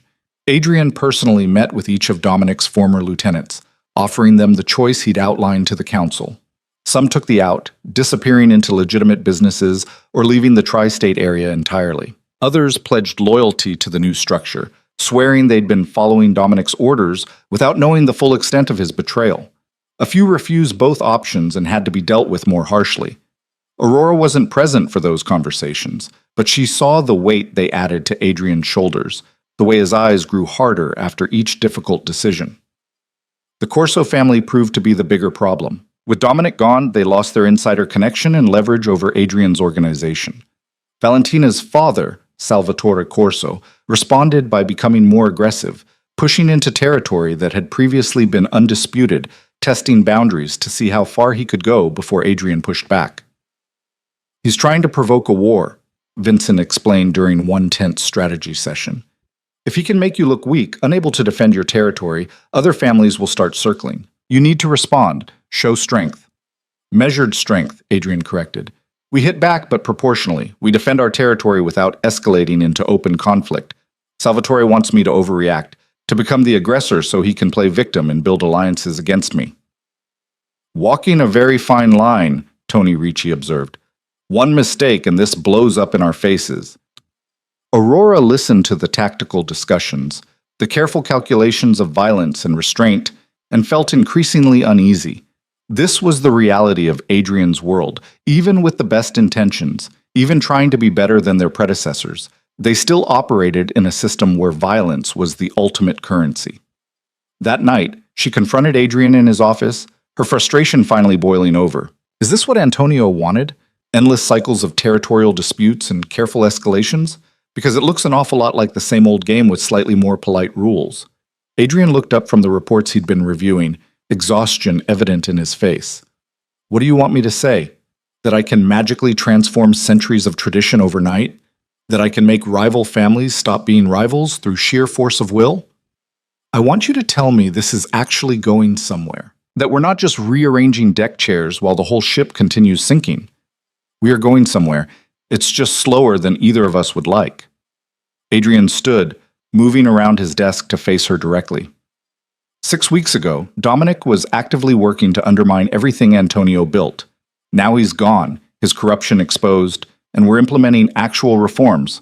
That's progress. It doesn't feel like progress. It feels like we traded one set of problems for a slightly different set of problems. Because that's what real change looks like. Not dramatic revolution, but incremental improvement. Making things 5% better, then another 5%, until eventually you look back and realize you've transformed the entire system. Adrian's voice was patient, but firm. I know it's frustrating. I know you want immediate results. But this is going to take years, Aurora. Years of careful work, constant vigilance, and accepting that some days we're just going to be preventing things from getting worse instead of making them dramatically better. Aurora sank into one of his office chairs, her anger deflating into weariness. I don't know if I have years to give to this. I didn't sign up for a lifetime commitment to reforming the Mafia from the inside. I know, and I won't hold you to anything you didn't explicitly promise. Adrian sat across from her, his dark eyes serious. But I hope you'll stay, not because I need your help, though I do, but because I think you need this too. You need to see Marco's death mean something beyond just revenge. You need closure that comes from building something positive instead of just tearing down what was broken. He was right, and Aurora hated how clearly he could see through her. When did you become so good at reading people? Antonio taught me. He said the best leaders aren't the strongest or the smartest. They're the ones who understand what motivates the people around them. Adrian smiled faintly. Also, you're not that hard to read. You have very expressive eyes. Before Aurora could respond, Michael burst into the office without knocking. We have a problem. The Corsos just hit one of our warehouses in Queens. 4 of our guys are dead, and they left a message. Adrian was on his feet immediately, his exhaustion replaced by sharp focus. What message? Dominic's protection is gone. Time to renegotiate terms. They're demanding a sit-down. Tomorrow, neutral ground. Michael's expression was grim. It's a power play. They want to see if you'll cave under pressure. Then we give them their meeting, Adrian said coldly. But on our terms, not theirs. Set it up for tomorrow evening, the Ravello restaurant in Midtown. Public enough to discourage violence, but private enough for honest conversation. You can't go in there without serious backup, Aurora said, alarmed. This could be a trap, an ambush disguised as a negotiation. It's always a trap. The question is whether you're smart enough to see it coming and prepared enough to survive it anyway. Adrian turned to Michael. Full security detail. I want the restaurant swept in advance, our people positioned at all entry points, and a backup team 2 blocks away in case things go sideways. Already planning it, Michael confirmed. What about her? He nodded toward Aurora. She stays somewhere safe. Like hell I do, Aurora shot back. You're walking into a potential ambush with the family that's been working against you for years. I'm not sitting on the sidelines. Aurora, you said I was part of this, that I earned my place, so let me be part of it. I'll stay back, stay safe, but I'm not being left behind like a child while you risk your life. Adrian looked like he wanted to argue, but something in her expression stopped him. Fine, but you follow Michael's instructions exactly. If he says move, you move. If he says hide, you hide. Understood? Understood. The next evening, Aurora found herself in a surveillance van a block from Ravello, watching multiple video feeds as Adrian and a small team entered the restaurant. The place had been swept 3 times. Michael's team had found 2 listening devices and 1 camera, all disabled and removed. Now they had their own surveillance in place, watching every angle. Salvatore Corso arrived 15 minutes late with Valentina and 4 bodyguards, a deliberate power move designed to make Adrian wait. Aurora watched on the monitors as the 2 groups sized each other up across an elegantly set table in Ravello's private dining room. Valerio, Salvatore said, his voice carrying clearly through the hidden microphones. Thank you for agreeing to meet. You killed 4 of my people and demanded a meeting. That's not exactly a request I could ignore. Adrian's voice was controlled, but Aurora could hear the anger underneath. A regrettable necessity. You've been so busy restructuring your New Jersey operations. I wanted to make sure you hadn't forgotten about your obligations to your neighbors. Salvatore smiled, the expression not reaching his eyes. Dominic and I had an understanding. Certain territories, certain operations, we cooperated, shared resources. Now that he's gone, I think it's time we formalize those arrangements. Dominic was a traitor who was executed for betraying this organization. Any arrangements he made were unauthorized and therefore void. Is that your final answer? Because it seems short-sighted. Valentina leaned forward, her voice smooth. You've made a lot of enemies recently, Adrian. Killing family, restructuring operations, changing decades of established protocol. People are nervous. They're wondering if you're stable, if you can be trusted with the kind of power you've inherited. People can wonder all they want. My actions speak for themselves. Do they? Salvatore pulled out a folder, slid it across the table. Because these financial records suggest you've been diverting funds from the traditional operations into legitimate businesses. Real estate, import-export, investment portfolios. You're going soft, Valerio. Trying to make the family legitimate when we all know that's impossible. Adrian opened the folder, scanned the contents, his expression unreadable. Where did you get these? Does it matter? The point is, you're weakening the organization. Dominic saw it, tried to stop it, and you killed him for it. How long before you decide anyone who questions your vision is a traitor who needs to be eliminated? In the van, Aurora felt her stomach tighten. This was the real attack, not physical violence, but a political assault on Adrian's legitimacy and leadership. Salvatore was trying to paint him as unstable, dangerous, a leader who killed family and betrayed tradition. Dominic saw an opportunity to seize power, Adrian said evenly. He manipulated council votes, orchestrated murders, and worked with your family to undermine my authority. That's not vision, it's treason. And yes, I had him executed for it, because that's what our laws demand. Laws you're now trying to change. Tell me, Valerio, what happens when you've made the organization so legitimate that it no longer serves the purposes it was built for? When you've neutered it so completely that we become irrelevant? What happens is we survive. We adapt to a changing world instead of clinging to methods that guarantee our extinction. Adrian leaned back, his posture relaxed but his eyes sharp. But you didn't bring me here to debate philosophy. You want something, so stop posturing and tell me what it is. Salvatore's smile widened. Smart. I like that about you, Valerio. When you're not executing family members, you can be quite reasonable. Here's what I want. The Brooklyn waterfront operations that Dominic promised me. The import channels through the container ports. And a seat on your council for Valentina to ensure our families maintain open communication. In exchange for what? In exchange for not telling every other family in the tri-state area that you're systematically dismantling the organization from the inside. In exchange for not building a coalition against you that would make Dominic's little rebellion look like a minor inconvenience. Salvatore's voice hardened. You're vulnerable right now, Adrian. You've made enemies of the traditionalists, you've disrupted established power structures, and you've shown you're willing to kill family when they oppose you. I'm offering you peace, stability. All you have to do is share what Dominic already promised.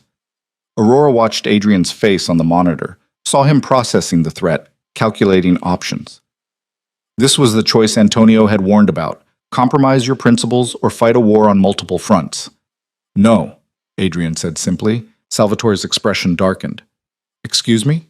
No, I'm not giving you the waterfront operations, no council seat for Valentina, and definitely no legitimacy for arrangements Dominic made while actively betraying my organization. Adrian stood, his team standing with him. You want war? We'll have war. But you're not going to extort concessions from me by threatening to spread rumors I'm already working to change. You're making a mistake, Valentina said, her voice sharp. Maybe, but it's my mistake to make, and I'll live with the consequences. Adrian headed toward the door, then paused and turned back. One more thing. Your intelligence network is good. You got those financial records from someone inside my organization. But it's not perfect. Those documents you showed me? They're 6 months old from before I restructured our security protocols. Which means your source is either cut off or feeding you outdated information. Either way, you're operating blind. He left without waiting for a response, his security team forming up around him as they exited the restaurant. In the van, Michael was already moving, starting the engine. That went about as badly as it could have. We need to get him secure now. They rendezvoused 3 blocks away, Adrian and his team piling into reinforced vehicles for the drive back to his headquarters. Aurora rode with Adrian, watching his face for signs of stress or doubt. "You just declared war on the Corso family," she said quietly. "Was that the smart play?" "It was the only play. Giving in to extortion, compromising our position, that would have made me look weak. And in this world, looking weak is the same as being weak." Adrian loosened his tie, the tension finally showing. "Salvatore is going to make this ugly. He'll reach out to every family that's nervous about my changes, build a coalition, try to isolate us politically before moving to actual violence. Can we survive that? I don't know, but I know we couldn't survive me becoming someone who gives in to threats, who abandons principles the moment they become inconvenient."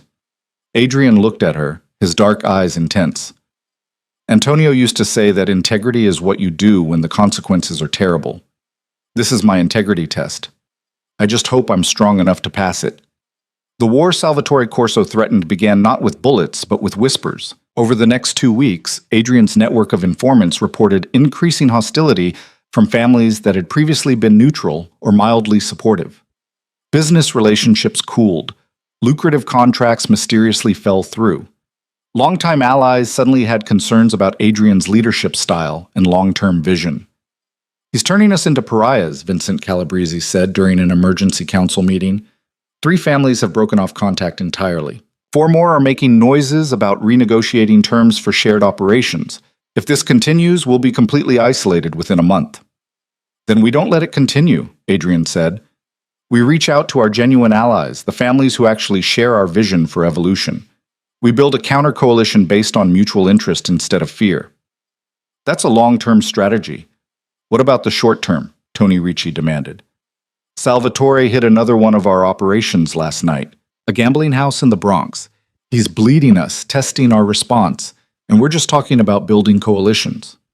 Because responding with equivalent violence is exactly what he wants. It makes us look like the aggressors, gives him justification to escalate, and potentially draws in families that might otherwise stay neutral."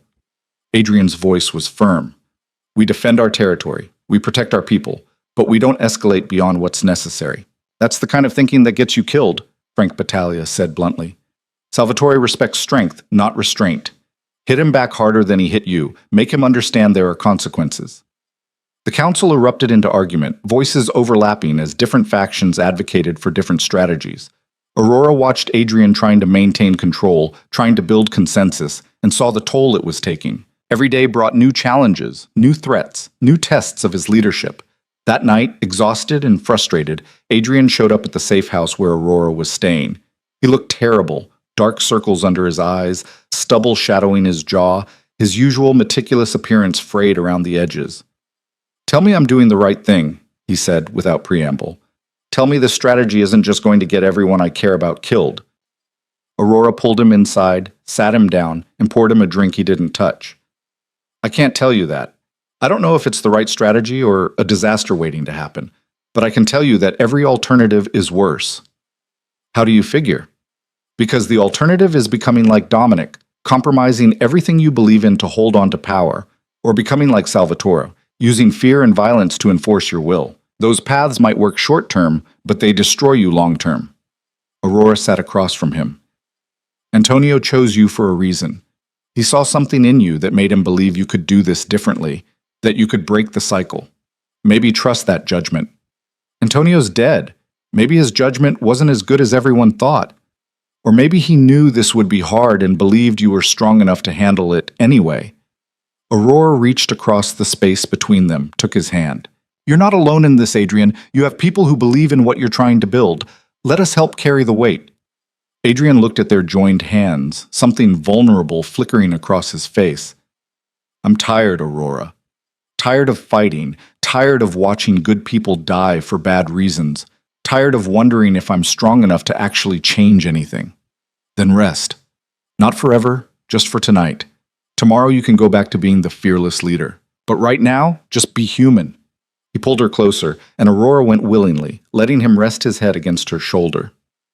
They sat like that for a long time, drawing comfort from simple human connection, from not having to be strong or strategic or anything except 2 people who'd survived terrible things and were trying to build something better from the wreckage. When Adrian finally left, well past midnight, Aurora found herself hoping desperately that his strategy would work, that restraint and integrity would somehow triumph over the brutal mathematics of violence and power. But hope, she was learning, was sometimes all you had when the world demanded impossible choices and offered no guarantees. The next morning brought news that changed everything. Michael arrived at dawn, his expression grim but energized. Salvatore made a mistake, he said, pulling up surveillance footage on his laptop. Last night's hit on our gambling operation. One of his guys got sloppy, left evidence. We have video of the attack, clear shots of their faces, proof that this was a coordinated assault authorized by the Corso family. Aurora leaned over his shoulder, watching the grainy footage. How does that help us? Because unsanctioned violence against another family violates council protocols. Salvatore's been positioning this as righteous pushback against Adrian's radical changes, claiming moral high ground. But this proves he's just a territorial aggressor looking to exploit perceived weakness. Michael's smile was sharp. Adrian can take this to the larger council, the one that governs disputes between families. Force Salvatore to answer for his actions in front of everyone. Will they side with Adrian? Depends on how he plays it. But it's leverage, proof that we're not the problem here. That might be enough to shift the political calculation. Aurora called Adrian immediately, explained what Michael had found. The exhaustion in his voice from the night before was gone, replaced by focused intensity. Get that evidence to Vincent. Have him call an emergency session of the Inter-Family Council.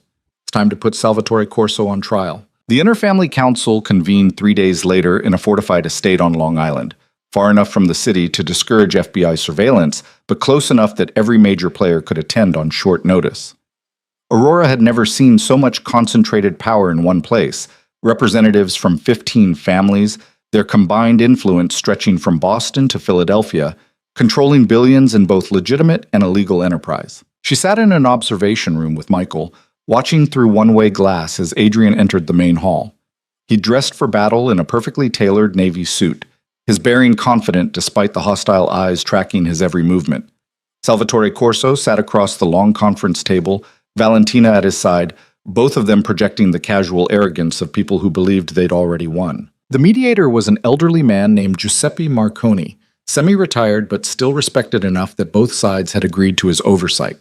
He called the session to order with a gavel that sounded like a gunshot in the tense silence. We're here to address allegations of unauthorized violence between the Valerio and Corso families, Giuseppe said, his voice surprisingly strong for someone in his 80s. Adrian Valerio has brought evidence of unprovoked attacks. Salvatore Corso disputes these claims. We will hear both sides and render judgment according to our laws and traditions. Adrian stood, and Michael started the video playback on screens positioned around the room.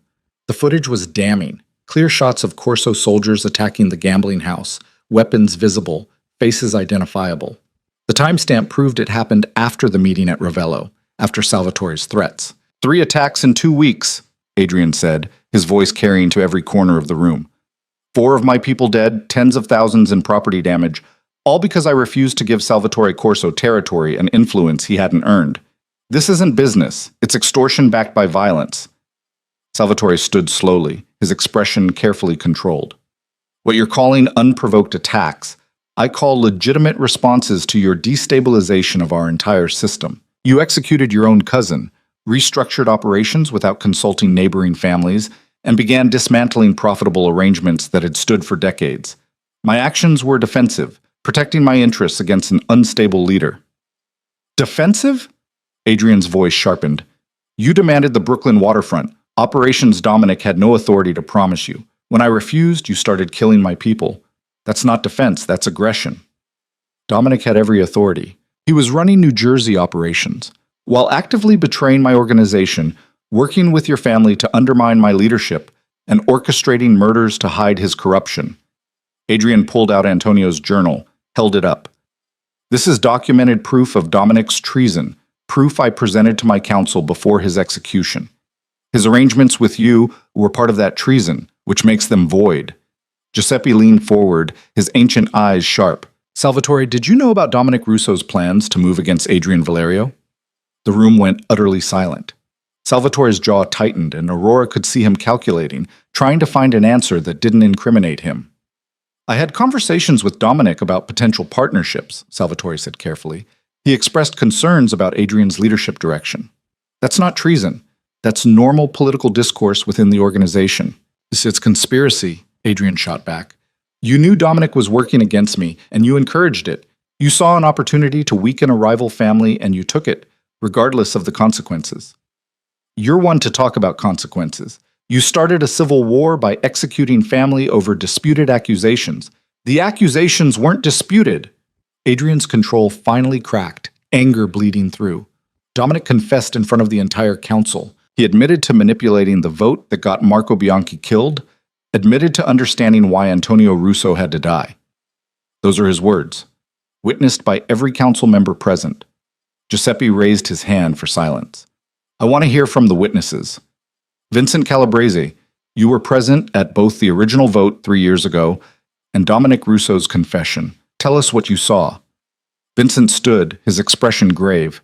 3 years ago, Dominic pushed hard for Marco Bianchi's execution. He presented evidence of federal cooperation, argued that letting an informant live would destroy us all. It seemed legitimate at the time, so I voted with the majority. He paused, gathering himself. But after hearing Antonio's recordings, reading his journal, and listening to Dominic's own confession, I now believe we were manipulated. Dominic wanted that execution to happen for political reasons, not security ones. He used our fear against us. And his confession? Giuseppe prompted. He admitted everything. The manipulation, the meetings with the Corso family, even his involvement in Antonio's death. It wasn't coerced or ambiguous. He confessed freely when confronted with the evidence. Vincent's voice was steady, certain. Adrian had every right under our laws to bring that before the council, and we had every obligation to render judgment. Other council members confirmed Vincent's account, their testimonies building an undeniable picture of Dominic's betrayal and the legitimate process that led to his execution. Aurora watched Salvatore's position deteriorate with each witness, saw Valentina whispering urgently in her father's ear. Finally, Giuseppe turned back to Salvatore. It seems Adrian Valerio's actions, while dramatic, were legally sound according to our traditions. Your alliance with Dominic Russo was based on his unauthorized promises and his active betrayal of his own family. That makes your current territorial claims invalid. That's one interpretation, Salvatore said, but his voice had lost its earlier confidence.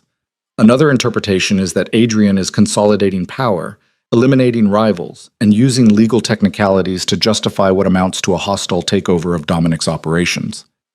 Then let's address that directly. Giuseppe gestured to Adrian. You've made significant changes to your organization. Some families are concerned about what that means for established relationships and traditional operations. Explain your vision. Adrian stood again, and Aurora could feel the weight of this moment. Everything they'd fought for, all the death and sacrifice and impossible choices, came down to whether he could articulate a future these hardened criminals would accept. My vision is survival, Adrian said simply. We're operating in a world that's changing faster than we can adapt. Federal law enforcement has technology and resources that make our old methods increasingly dangerous. Legitimate business offers better returns with less risk. The next generation doesn't want to live like their parents did, constantly looking over their shoulders, waiting for betrayal or arrest. He walked around the table, making eye contact with different family heads. Antonio Russo understood this. He saw that we needed to evolve, to transition our operations toward legitimacy while maintaining the strength and structure that's kept us powerful for generations. That's what I'm trying to do. Not destroy what we've built, but transform it into something that can last. Pretty words, one of the family heads said. But transformation requires trust, and you've just proven you'll kill family when they oppose you. Well, I executed a traitor who murdered my mentor and manipulated this organization for personal gain, Adrian corrected. If that makes me dangerous, then yes. I'm dangerous to anyone who thinks betrayal should go unpunished. But I'm not interested in eliminating people who disagree with me. I'm interested in building consensus around a shared vision of survival. And those of us who don't share that vision, Salvatore challenged, then we part ways.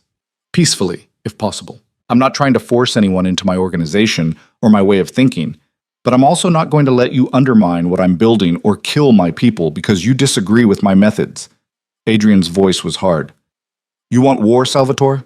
You want to test whether your old-school approach can beat my evolving one? We can do that. But I promise you, It won't end the way you think it will. The threat hung in the air, unmistakable despite the diplomatic language. Salvatore's face flushed with anger, but before he could respond, Valentina put a hand on his arm. "Perhaps," she said smoothly, "we can find a middle ground. My father's concerns are legitimate. Rapid change creates instability, and instability hurts everyone. But Adrian's points about evolution are also valid. Maybe instead of fighting over who's right, we discuss how to manage this transition in a way that protects everyone's interests."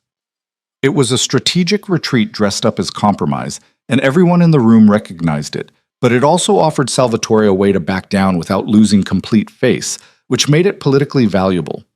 Giuseppe seized on the opening. "A reasonable suggestion. Adrian, would you be willing to establish a transition committee? Representatives from concerned families who can provide input on major changes ensure that evolution doesn't become revolution." Aurora could see Adrian weighing it, calculating whether oversight would constrain him too much or provide the political cover he needed to continue his reforms. "I'd accept that," Adrian said carefully, "with clear boundaries. The committee advises but doesn't have veto power over my family's internal operations. They review major changes that affect interfamily relationships, but they don't micromanage day-to-day decisions. And membership requires good faith participation. No using the committee as cover for continued aggression." "Salvatore?" Giuseppe turned to the Corso family head. Salvatore looked like he wanted to refuse, to push this confrontation to its violent conclusion. But he was surrounded by families who'd just watched his legal position collapse, who'd heard his alliance with Dominic characterized as conspiracy with a traitor. Continuing to fight now would isolate him politically and potentially expose him to the same judgment Dominic had faced. "Fine," he said through gritted teeth, "a transition committee. But I want regular updates, transparent accounting, and the ability to raise concerns without being accused of sabotage." "Agreed," Adrian said, "as long as raising concerns doesn't include murdering my people or attacking my operations." "The violence stops," Giuseppe declared, bringing his gavel down with finality. "Both families cease hostile actions immediately. Salvatore, you will provide compensation for the lives lost and property damaged in your unsanctioned attacks. Adrian, you will establish the transition committee within 2 weeks and provide the first briefing within a month. Any violations of this agreement will be treated as breaking council law, with appropriate consequences." It wasn't a complete victory for either side, but it was enough. The families began filing out, conversations starting immediately about what this meant for the larger power structure. Aurora watched Adrian accept congratulations from some council members while others maintained careful distance, still uncertain about his leadership. Salvatore and Valentina left without speaking to anyone, their exit stiff with barely controlled fury. Aurora knew this wasn't over. Salvatore would look for other ways to undermine Adrian, and Valentina would continue playing her long game. But the immediate crisis had passed, and Adrian had survived with his authority intact. Michael appeared at Aurora's elbow. "We should get out of here before the parking lot becomes another battlefield. These things have a way of reigniting once everyone's had a few drinks and started nursing their grudges." They collected Adrian and made their exit, 3 vehicles of security forming up around them for the drive back to the city. Aurora rode with Adrian, watching the tension slowly drain from his shoulders as they put distance between themselves and the council estate. "You did it," she said quietly. "You held your ground and came out ahead." "I bought time," Adrian corrected, "and created a monitoring system that's either going to provide useful oversight or become a tool for my enemies to slow me down. We'll see which." "You're not allowed to be pessimistic. You just won a major political victory." "I'm being realistic." But Adrian smiled faintly, some of the weight lifting from his expression. "Though I'll admit, it could have gone much worse. Salvatore could have called my bluff, pushed for open war. The fact that he backed down suggests he's not as confident in his support as he pretended. Or Valentina talked sense into him. She's smart enough to recognize a losing position, which makes her dangerous long-term. Salvatore will eventually retire or be removed, and Valentina will take over. When that happens, she'll remember all of this. How I exposed her alliance with Dominic, how I forced her father to back down publicly. That's the kind of grudge that lasts decades." Aurora studied his profile. This man who'd become so much more than the enemy she'd planned to destroy. "Do you ever get tired of thinking 3 moves ahead, of calculating every interaction like a chess game?" "Constantly. But it's the only way to survive in this world." Adrian turned to look at her. Speaking of survival, we should probably talk about your future. The immediate crisis is over. Salvatore's been dealt with, Dominic's legacy is dismantled, and the organization is moving forward. You could walk away now. Go back to your normal life. Put all this behind you. Is that what you want? I want you to be safe and happy, whichever path provides that. Adrian's voice was careful, controlled. But selfishly, I want you to stay. I've gotten used to having someone I can trust completely, someone who sees through the political games to the actual human underneath. Losing that would make this job even lonelier than it already is. Aurora felt her heart twist. Over the past months, something had shifted between them. The alliance forged in shared grief and common purpose had deepened into something more complicated. She'd seen Adrian at his worst and his best, watched him make impossible choices and carry unbearable weight. And somewhere along the way, the man she'd once blamed for her brother's death had become someone she couldn't imagine her life without. I don't want to go back to my normal life, she admitted. That person who planned revenge for 3 years, who thought destroying you would somehow make the grief easier, she doesn't exist anymore. I've changed too much to pretend otherwise. Then stay. Work with me. Help me build what Antonio envisioned. Adrian reached for her hand, his fingers warm and solid. Not as an employee or an obligation, but as a genuine partner, someone with equal voice and equal stake in what we're creating. Partners, Aurora repeated, testing the word. In business or in life? Why not both? Adrian's smile was tentative, hopeful. We've survived war together. We faced down enemies and exposed corruption and made it through when everyone predicted we'd fail. If we can do all that, maybe we can figure out how to build something personal alongside the professional. Aurora thought about Marco, about the brother whose death had brought her into Adrian's orbit. She thought about Antonio, whose vision for evolution continued to guide them both. And she thought about the future, not the one she'd imagined in her grief-fueled rage, but the one unfolding in front of her, complicated and challenging and real. Okay, she said. Partners. Both kinds. Adrian pulled her closer, and Aurora went willingly, finally allowing herself to acknowledge what had been building between them for months. The kiss was gentle at first, tentative, two people who'd been through too much to rush into anything without being certain. But it deepened naturally, 3 years of grief and rage and survival transforming into something hopeful and new. When they finally pulled apart, Aurora was smiling despite the tears on her cheeks. Marco would probably hate this, his sister falling for a Mafia boss. Antonio would approve. He always said the best partnerships were built on mutual respect and shared purpose. Adrian wiped away her tears with his thumb. And maybe they're both watching, hoping we can succeed where they couldn't. Build something better. Break the cycle. The car pulled up to Adrian's headquarters, and reality reasserted itself. There would be meetings to attend, security briefings to review, the endless work of running an organization in transition. But for the first time in 3 years, Aurora felt something besides grief and rage driving her forward. She felt hope. Over the following months, the transition committee proved to be exactly the mixed blessing Adrian had predicted. Some members engaged in good faith, offering genuine insights that improved the organization's evolution toward legitimacy. Others, including Salvatore's representative, used every meeting as an opportunity to raise objections and slow progress. But the oversight provided political cover, made other families more comfortable with the changes, and gradually built momentum toward the future Antonio had envisioned. Aurora found her role expanding beyond just being Adrian's partner. Her outsider perspective, her understanding of how normal people viewed the criminal world, became invaluable in restructuring operations. She helped design programs to transition people out of illegal activities into legitimate work, created community investment initiatives that built goodwill, and served as a bridge between Adrian's vision and the practical reality of implementation. Vincent Calabrese became an unexpected ally, his guilt over Marco's death transforming into genuine commitment to reform. He worked with Aurora to establish a foundation in Marco's name, providing scholarships and job training for young people in neighborhoods where the organization operated. It wasn't redemption exactly, but it was acknowledgement that past wrongs required ongoing efforts to make amends.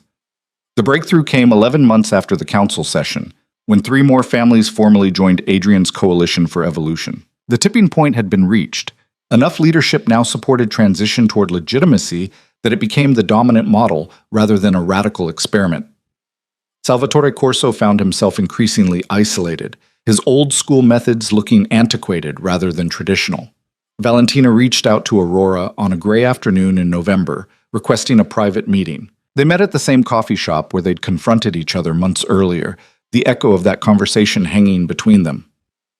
"I'm not here to apologize," Valentina said without preamble. "What we did, helping Dominic, using you, it was strategic. Ruthless, but strategic. That's the world we live in." "Lived in," Aurora corrected.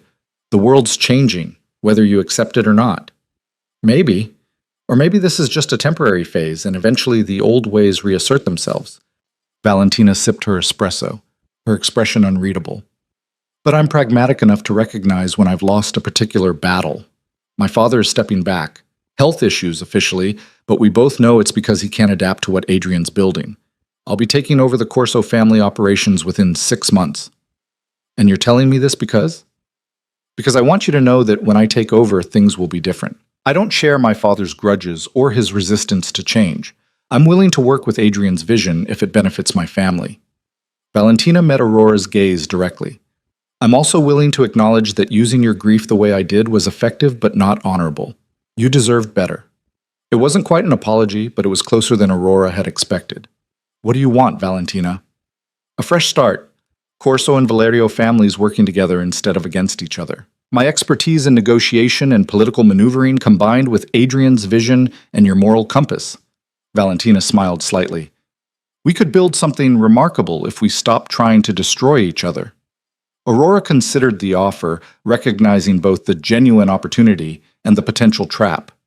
Valentina was brilliant and ambitious, someone who could be either a powerful ally or a dangerous enemy. But she was also someone who understood the game Adrian was playing and had the skills to help him succeed. "I'll discuss it with Adrian," Aurora said carefully. "But I can tell you right now, any partnership requires complete transparency. No more secret alliances, no more manipulation. If we work together, it has to be based on genuine trust. Trust is earned through actions, not promises." Valentina stood, gathering her coat. "Give me a chance to earn it, that's all I'm asking." When Aurora relayed the conversation to Adrian that evening, he listened thoughtfully, his fingers steepled under his chin. Valentina Corso offering alliance. 6 months ago, I would have said it was impossible. Now? He shook his head. The world really is changing. Do we trust her? No, but we can work with her anyway, keeping our eyes open and our defenses strong. If she's genuine about cooperation, it could accelerate everything we're trying to accomplish. If she's not, we'll be ready. Adrian pulled Aurora into his arms, resting his chin on top of her head. Either way, we face it together. The wedding happened on a spring afternoon 14 months after Aurora had confronted Adrian at the charity gala. They kept it small, close friends, trusted allies, the people who'd stood with them through everything. Vincent Calabrese gave Aurora away, a gesture that felt right given his role in Marco's story and his commitment to honoring that memory. Michael served as Adrian's best man, his gruff demeanor softening as he witnessed the union of two people who'd found each other in the wreckage of tragedy. The ceremony itself was simple, secular, focused on the commitment they were making to build a future together. When Adrian slipped the ring onto Aurora's finger, she thought about the journey that had brought them here, from enemies to allies to partners to something deeper than she had words to express. I never imagined this, she whispered during their first dance. Never thought the man I blamed for Marco's death would become the person I trusted most in the world. I never imagined finding someone who could see past the armor I wear, who could know everything about this life, and choose it anyway. Adrian held her closer. Antonio used to say that the best things in life come from the places we least expect. I think he'd be happy about us. Marco, too, eventually. He always wanted me to find someone who challenged me, who made me better. Aurora smiled against Adrian's shoulder. He'd probably give you hell about the whole Mafia thing, but he'd also recognize that you're trying to make it into something better than it was. The reception continued into the evening, speeches and toasts celebrating not just the marriage, but everything it represented: transformation, redemption, the possibility of building light from darkness. When Valentina Corso raised her glass to wish them happiness, Aurora saw genuine warmth in her expression, suggesting that maybe, just maybe, old enemies could become new allies. 3 years after that spring wedding, Aurora stood in the renovated community center that bore Marco's name, watching teenagers participate in job training programs that would give them alternatives to the criminal life that had claimed her brother. The Marco Bianchi Foundation had grown beyond anything she'd initially imagined, serving thousands of young people across the tri-state area with education, mentorship, and opportunities. Adrian joined her, slipping an arm around her waist as they watched the students work. He'd be proud of this, of what you've built in his name. What we've built, Aurora corrected. None of this would exist without your support, your resources, your commitment to actually changing the system instead of just exploiting it. The organization had transformed dramatically in those 3 years. Nearly 70% of operations were now legitimate. Real estate, import-export, investment portfolios that generated substantial returns without legal risk. The remaining illegal activities were being phased out gradually, with people given options to transition into legitimate work or leave with generous severance packages. It wasn't perfect, and there were still elements that made Aurora uncomfortable, but the trajectory was undeniably positive. Valentina had proven to be a genuine ally, her political skills and network connections invaluable in building coalitions and managing relationships with other families. The three of them, Adrian, Aurora, and Valentina, had formed an effective leadership team, their different strengths complementing each other. Trust had grown slowly but steadily, built through consistent actions and shared victories. The transition committee had evolved into a genuine governing body, providing oversight and accountability that prevented any single family from dominating. Salvatore Corso had passed away the previous year, his death marking the end of an era. At his funeral, Aurora had felt an unexpected sadness, not for the man himself, but for the world he'd represented, the old ways that were slowly dying. "I have news," Adrian said, pulling her from her thoughts. "The FBI reached out through back channels. They want to meet, discuss a formal cooperation agreement." Aurora's heart skipped. "You mean full legitimacy?" "They stop investigating us. We provide information on remaining criminal networks that we're not affiliated with. It's not immunity exactly, but it's close. A recognition that we're transitioning out of illegal activities, and they'd rather support that than fight it." Adrian's voice was careful, measured. "It's what Antonio dreamed of, full integration into legitimate society. And you're considering it? I'm terrified of it. Once we make that deal, there's no going back. We become cooperators, informants, the thing Dominic accused us of being. Some of the old guard will see it as the ultimate betrayal." Adrian turned to face her fully. "But I'm also excited about it. About finally being able to operate without constantly looking over our shoulder, without wondering if today's the day federal agents kick down our doors." Aurora thought about Marco, who tried to cooperate with the FBI and paid with his life. She thought about how different the world had become in the 6 years since his death, how the impossible had gradually become merely difficult and then finally achievable. "Do it," she said. "Take the meeting. Hear what they're offering. If it's genuine, if it provides a path forward, take it. Honor everyone we've lost by actually finishing what they started." Adrian kissed her, soft and grateful. "Have I told you recently that marrying you was the smartest decision I've ever made?" "Not in at least 3 hours. I was starting to feel neglected." They stayed at the community center until evening, Aurora working with students while Adrian reviewed security protocols with Michael. The casual domesticity of it struck her sometimes, how a life built on criminal enterprise had transformed into something almost normal, almost peaceful. That night, in the home they'd built together in a quiet neighborhood far from the chaos of the city, Aurora found herself thinking about endings and beginnings. Marco's story had ended tragically, but it had led to changes that might save countless others from similar fates.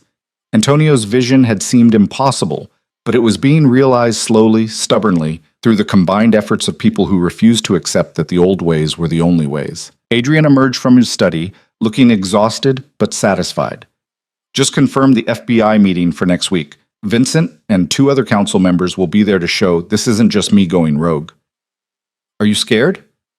"Terrified, but also hopeful, which is worse somehow. Fear I know how to handle. Hope feels dangerous." Adrian collapsed onto the couch beside her. "What if this works, Aurora? What if we actually pull this off, create something legitimate and sustainable? What do we do then?" "We live," Aurora said simply. "We build the normal life we never thought we could have. We have kids, maybe, if you want them. We grow old together without constantly wondering if today's the day everything collapses. She took his hand, laced their fingers together. We honor everyone we've lost by actually being happy. The idea seemed to settle something in Adrian's expression. I like that. Being happy as an act of defiance against everything that tried to destroy us. Marco would approve. He always said the best revenge was living well. Aurora smiled, thinking of her brother. And I think Antonio would be proud that we're finishing what he started. 6 months later, the cooperation agreement with the FBI was finalized. The transition to complete legitimacy would take another 5 years, but the path was clear, the destination certain.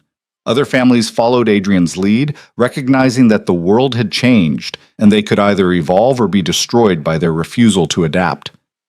There were setbacks, certainly.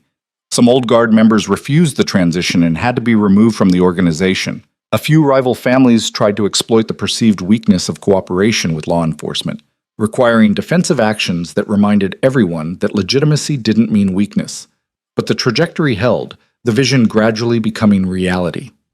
On the 7th anniversary of Marco's death, Aurora visited his grave with flowers and news of how his foundation had expanded to serve 10,000 students annually. She told him about her marriage to Adrian, about the unlikely alliance that had formed from tragedy, about the world they were building in his memory.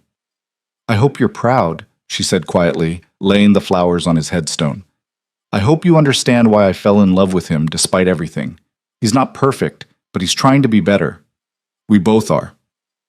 Adrian appeared beside her, his own flowers in hand. They stood together in silence, honoring the brother and the mentor whose deaths had somehow led to transformation rather than just revenge. Do you ever regret it? Adrian asked eventually. That night at the gala, confronting me, starting all of this? Every day, Aurora admitted. And also, never. If I'd known where it would lead, I might have chosen differently. But I also can't imagine my life without you in it now. Can't imagine not being part of what we're building. She turned to face him. Regret and gratitude can exist together. I've learned to hold both. They left the cemetery hand in hand, driving back to the city and the life they'd created together. That evening, they hosted a dinner for the extended family, Vincent and Michael, Valentina and several of her key lieutenants, younger generation members who'd grown up during the transition and couldn't imagine operating any other way. The conversation flowed easily, laughter punctuating serious discussions about business and strategy. Aurora watched Adrian at the head of the table, confident and relaxed in a way that would have been impossible 6 years ago. She saw the future in the faces of the younger members, people who'd learned that success didn't require brutality, that power could be built on trust instead of fear. After everyone left, Aurora and Adrian stood on their balcony overlooking the Manhattan skyline, the city lights glittering like promises below them. We did it, Adrian said softly. We actually built something good from all that death and grief. We're still building it. The work's not done. No, but the foundation is solid. The vision is clear. And we have time now, years to finish what Antonio started, to prove that evolution is possible. Adrian pulled her closer. Thank you for staying, for choosing this life when you could have walked away. Aurora thought about the woman she'd been, consumed by revenge and grief, certain that destroying Adrian Valerio would somehow ease the pain of Marco's loss. That woman seemed like a stranger now, someone who'd understood so little about the complexity of the world and the possibility of redemption.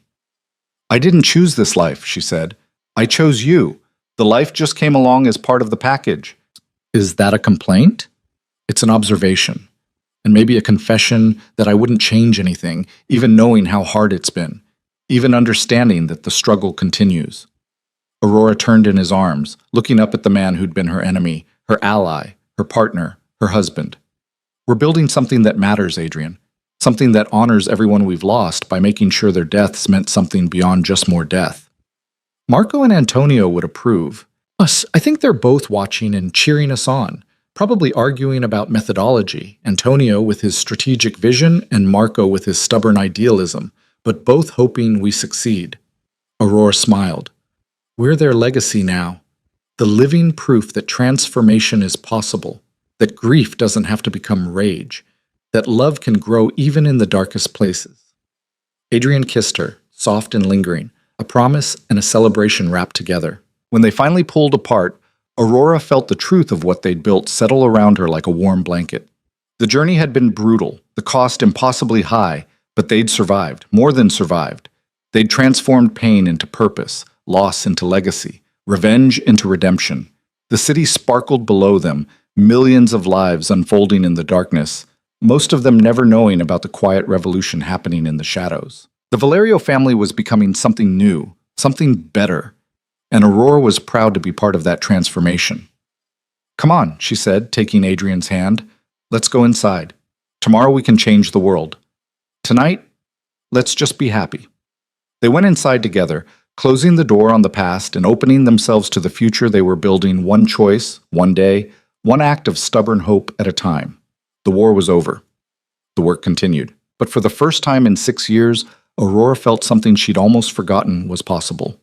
She felt peace. And in that peace, wrapped in Adrian's arms in the home they'd made together, Aurora understood that this was the victory that mattered most. Not revenge or justice or even transformation, though those had all played their parts. The real victory was choosing love over hate, building over destroying, hope over despair. Marco would have approved. Antonio would have been proud. And Aurora, the woman who'd spent 3 years planning revenge only to find redemption instead, finally allowed herself to believe that the future they were building was worth every sacrifice, every choice, every impossible moment that had brought them here. The greatest revenge, it turned out, was never revenge at all. It was choosing to live fully, love deeply, and build something beautiful from the wreckage of what had been destroyed. That was justice. That was honor. That was the legacy worth leaving behind.